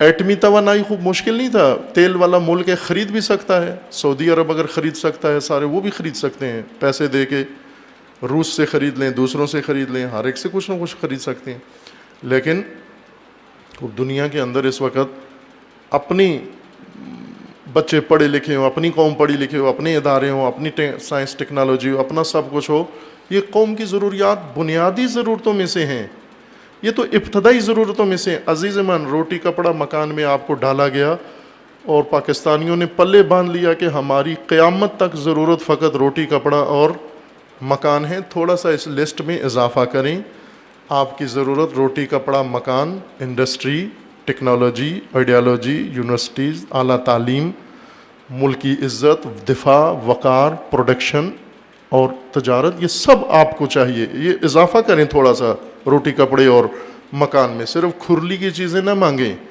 آگے بھی بڑھیں، تھوڑا عظمت و وقار کی طرف بھی جائیں، تھوڑا اپنا نام بھی دنیا میں بنائیں آپ۔ یہ چیزیں بھی آپ کی ضرورت ہیں اور ہونی چاہیے ہمارے پاس۔ الحمدللہ پاکستانیوں نے پہلے یہ ایٹمی ٹیکنالوجی حاصل کر لی، بعض باہمت لوگوں کی مدد سے ان کو بھی سزا ملی کہ کیوں یہ کام کیا، آج مجرم بنے ہوئے ملک کے اندر چھپتے پھرتے ہیں جنہوں نے یہ کام کیا۔ بہرکیف 12 سال مذاکرات اور 12 سالہ جنگ ایک نئے موڑ پر پہنچی ہے، ختم نہیں ہوئی۔ نہیں ہے کہ جہاں جیسے بعض یہ میڈیا کے فضلہ خور نقل کرتے ہیں یا بیان کرتے ہیں، یہ نہیں ہے اندر سے مسئلہ، نہ اندر یہ مسئلہ نہ باہر۔ رہبر معظم نے بارہا فرمایا ہے کہ میں ڈپلومیٹ نہیں ہوں، یہ جملے ہیں رہبر معظم کے کہ میں ڈپلومیٹ نہیں ہوں، میں انقلابی ہوں۔ انقلابی بند دروازوں کے پیچھے بات نہیں کرتا، انقلابی اپنے پبلک کے اندر بات کرتا ہے، امام امت میں بات کرتا ہے۔ اور رہبر معظم نے فرمایا کہ میرا حقیقی موقف وہی ہوتا ہے جو میں پبلک میں بیان کرتا ہوں۔ ابھی چند دن پہلے جوانوں کے ساتھ اسی ماہ مبارک رمضان میں 4-5 شب پہلے اسٹوڈنٹس کے ساتھ رہبر معظم کی ملاقات تھی ماہ رمضان میں، اور ایک اسٹوڈنٹ نے پوچھا کہ اس وقت مذاکرات یہ کامیاب نہیں ہوئے تھے، یہ فیصلہ نہیں ہوا تھا، معاہدہ نہیں تھا۔ اس وقت ایک جوان نے پوچھا کہ ایسے لگ رہا ہے کہ گویا یہ ہو جائے گا، یہ معاہدہ یا مذاکرہ کامیاب ہو جائے گا امریکہ کے خلاف، تو اس کے بعد آیا ہم امریکہ کے خلاف دشمنی، یورپ کے خلاف دشمنی، یا یہ جو ہم مرد آباد کہتے ہیں، یہ ختم کر دیں گے یا رہے گی؟ رہبر نے فرمایا کہ یہ قیامت تک جاری رہے گا مبارزہ۔ اس کا مطلب یہ نہیں کہ اگر ہم نے ایک کسی جگہ پر جا کر ایک ڈپلومیسی شروع کی ہے تو اس کا مطلب ہے وہ طاغوت نہیں رہا، وہ طاغوت ہے ابھی بھی، وہ ابھی بھی دشمن ہے ہمارا، اور یہ ختم نہیں ہوگی۔ یہ غلط رنگ دیتے ہیں، اور آپ سے بارہا کہا ہے کہ میڈیا صرف کنفیوژن پیدا کرتا ہے، آپ کا بلڈ پریشر بیلنس خراب کر دیتا ہے، کبھی ہائی کر دیتا ہے، کبھی لو کر دیتا ہے۔ میڈیا کھیلتا ہے آپ کے اعصاب اور آپ کے احساسات اور آپ کی نفسیات سے، رہنمائی نہیں کرتا، حقائق نہیں بتاتا آپ کو۔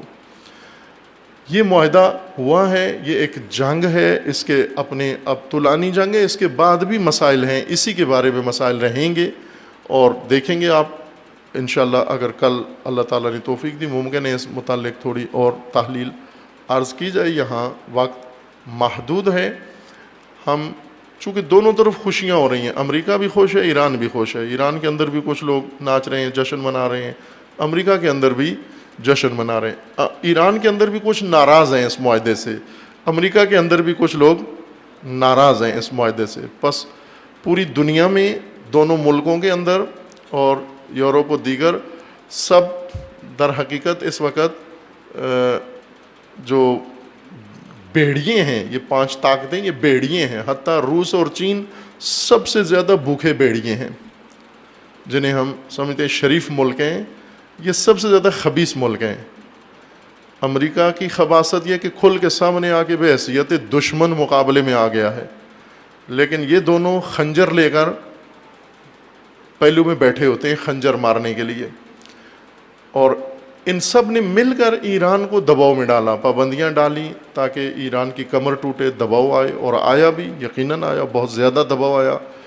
اس دباؤ سے نکلنا ایک مہارت ہے، لیڈرشپ کا حق ہے کہ اپنی قوم کو دباؤ سے نکالے، لیکن نہ اصولوں پہ سودا کر کے، نہ انقلاب ختم کر کے، نہ ہدف ختم کر کے، نہ راہ بدل کر۔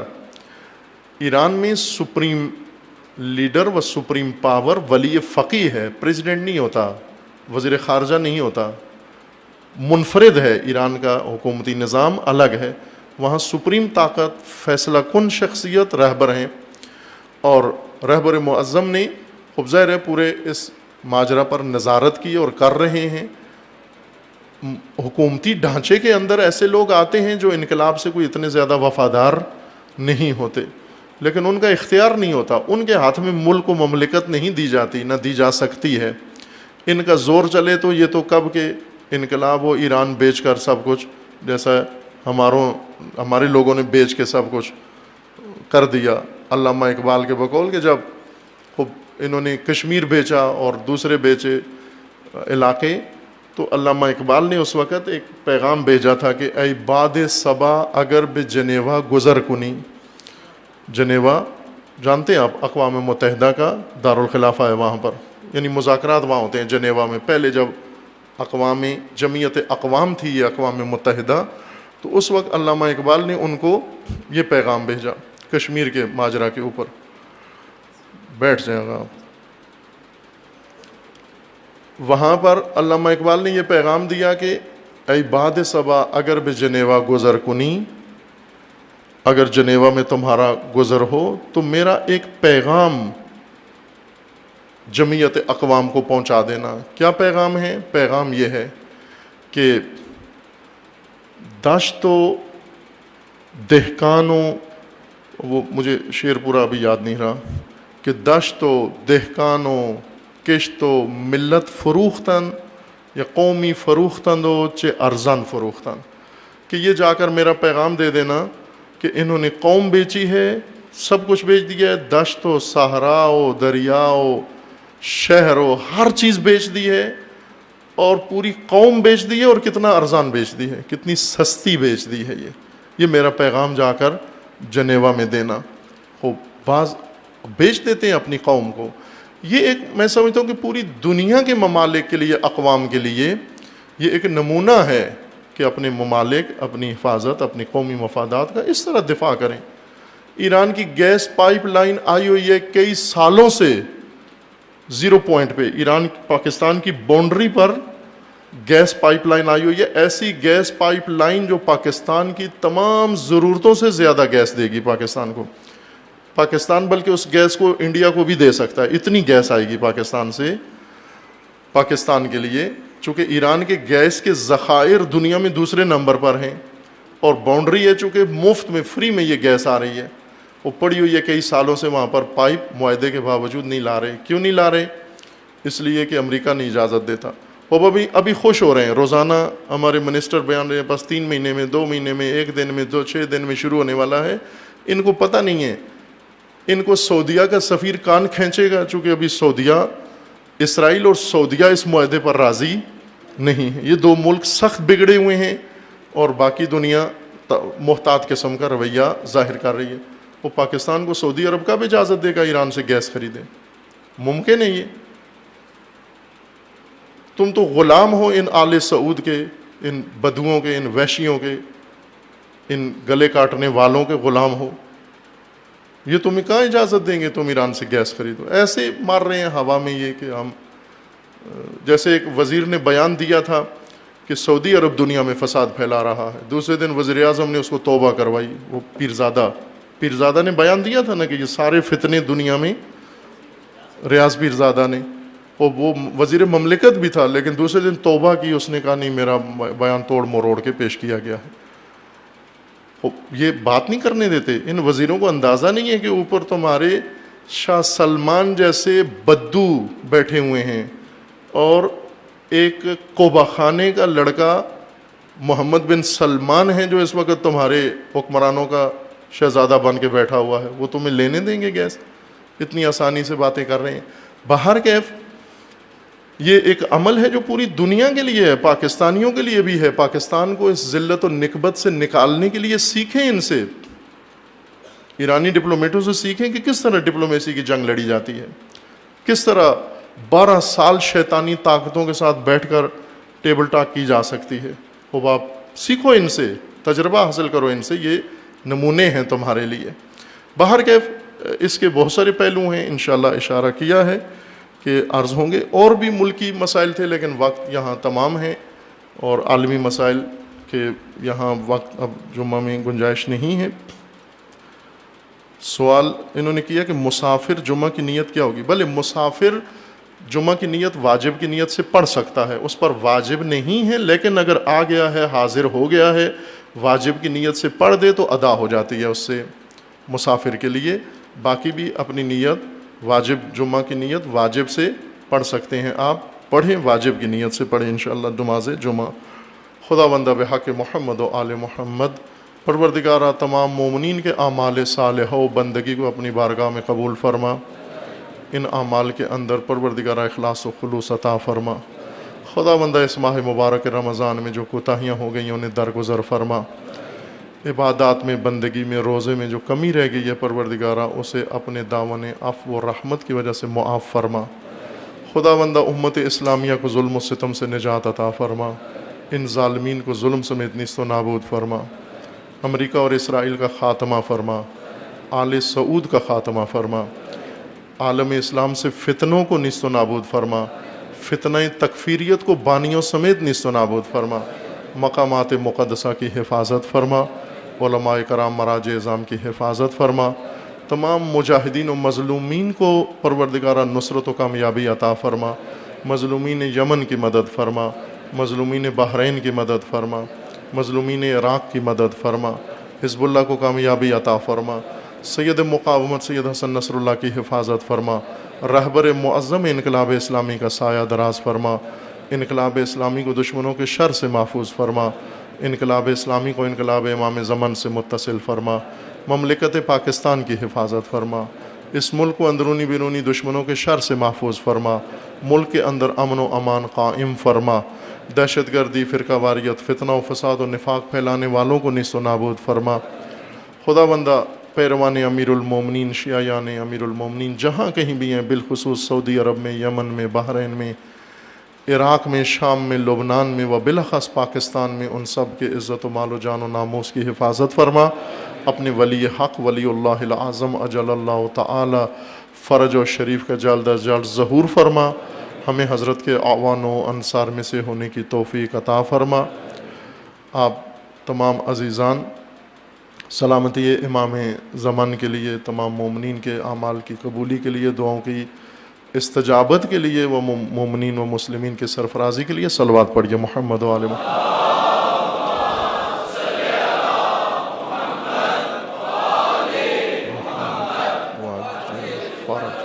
اعوذ باللہ من الشیطان الرجیم، بسم اللہ الرحمن الرحیم، قل هو اللہ احد اللہ الصمد لم یلد ولم یولد ولم یکن لہ کفوا احد۔ پڑھی جائے، 29 کے روز بھی پڑھی جائے، بعضوں نے شب عید کے لیے بھی تاکید کی ہے کہ یہ دعا پڑھی جائے مومنین۔ خوب ہم بھی سعادت حاصل کرتے ہیں اس دعا کی قرأت کے لیے، اور اس کے بعض حصے جہاں ضرورت ہو آپ کی خدمت میں ترجمہ یا مختصر تفسیر کے ساتھ، چونکہ خود دعا بقدر کافی مفصل ہے۔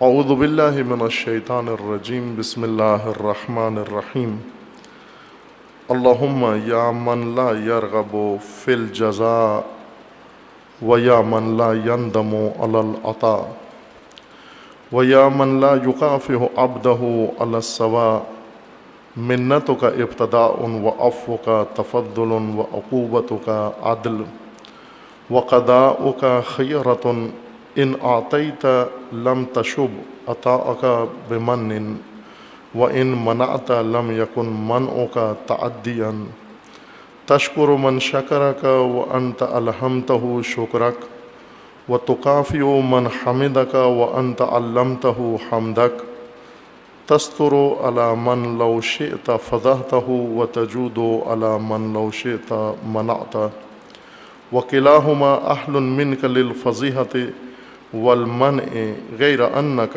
بنیت افعالک علی التفضل و اجریت قدرتک علی التجاوز و تلقیت من عصاک بالحلم و امہلت من قصد لنفسہ بالظلم، تستنظرهم بآناتک الی الانابہ و تترک معاجلتهم الی التوبہ، لکی لا یہلک علیک حالکهم ولا یشقى بنعمتک شقیئهم، الا اثر پھر ہمارے معمولات اور عادات میں آ جانے پر ختم نہ ہو جائے، زائل نہ ہو جائے۔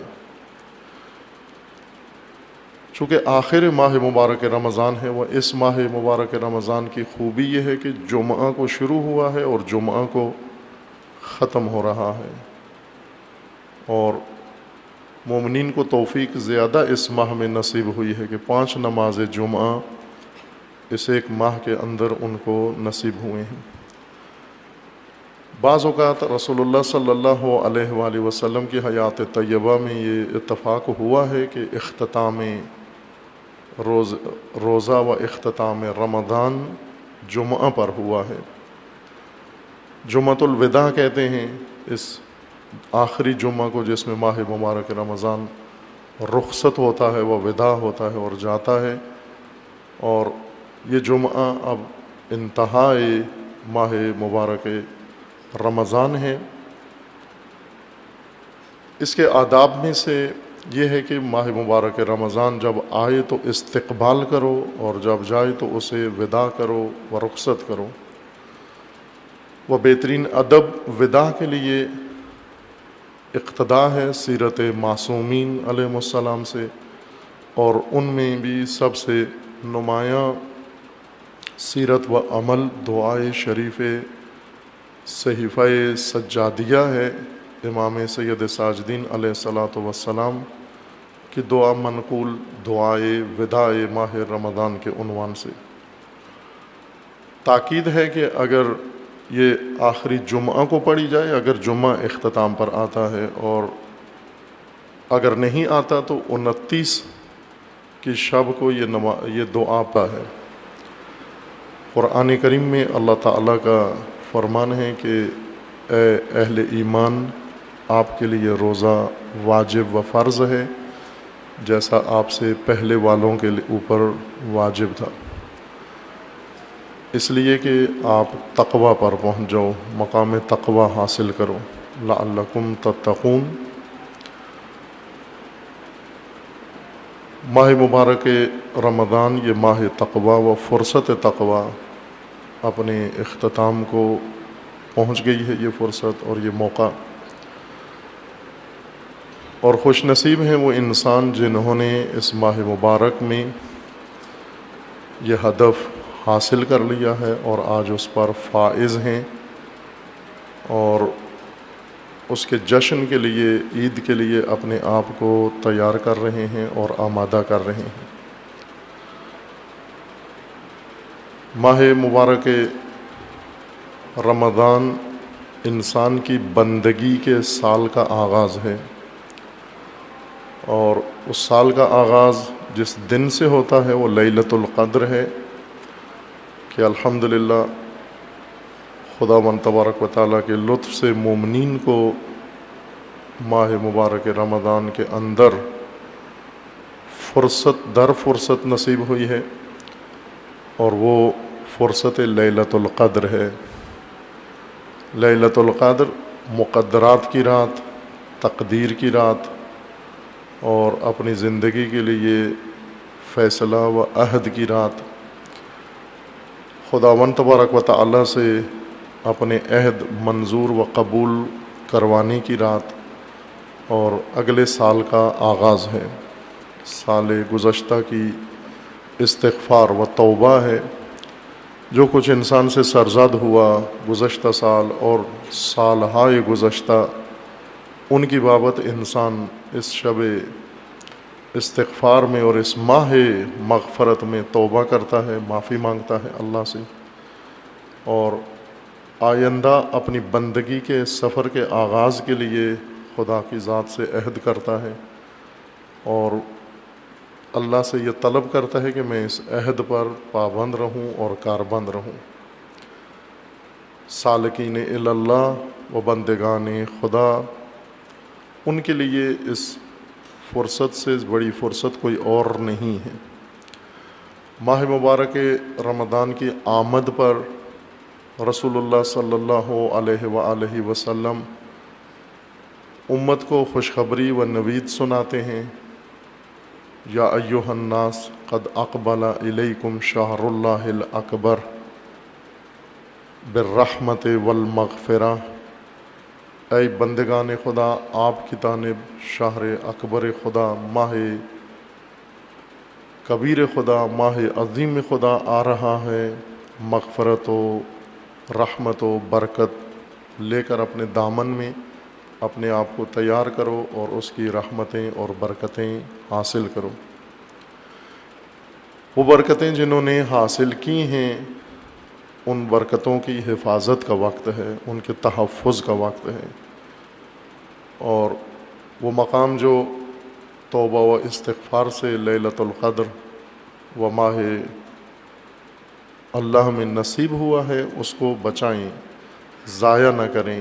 ماہ رمضان کے ختم ہونے کے بعد وہ السلام علیکم ورحمۃ اللہ وبرکاتہ۔ اعوذ باللہ من الشیطان الرجیم، بسم اللہ الرحمن الرحیم۔ الحمد للہ والصلاة والسلام علی رسول اللہ وآلہ آل اللہ، واللعنۃ الدائمۃ علی اعدائہم اعداء اللہ من یوم عداوتہم الی یوم لقاء اللہ۔ عباد اللہ اوصیکم ونفسی بتقوی اللہ، اتقوا اللہ فإن خیر الزاد التقوی۔ بندگان خدا آپ سب کو اور اپنے نفس کو تقوی الہی کی وصیت کرتا ہوں، دعوت دیتا ہوں۔ اپنی زندگی میں، زندگی کے ہر شعبے میں اور ہر عمل میں تقوی الہی اختیار کریں، اپنی زندگی تقوی کے اوپر قائم کریں، وہ جادہ تقوی پر سفر کریں۔ نجات کا ذریعہ و خیر الزاد اللہ تعالیٰ نے انسان کے لیے تقوی مقرر کیا ہے۔ تقوی کے حصول کے لیے خداوند تبارک و تعالیٰ نے اپنے بندوں کے لیے، مخلوق کے لیے رب کریم نے اہتمام کیا ہے، اور اس اہتمام کا ایک اہم حصہ و جز ماہ مبارک رمضان ہے، اور ماہ مبارک رمضان کے اندر فریضہ صیام و روزہ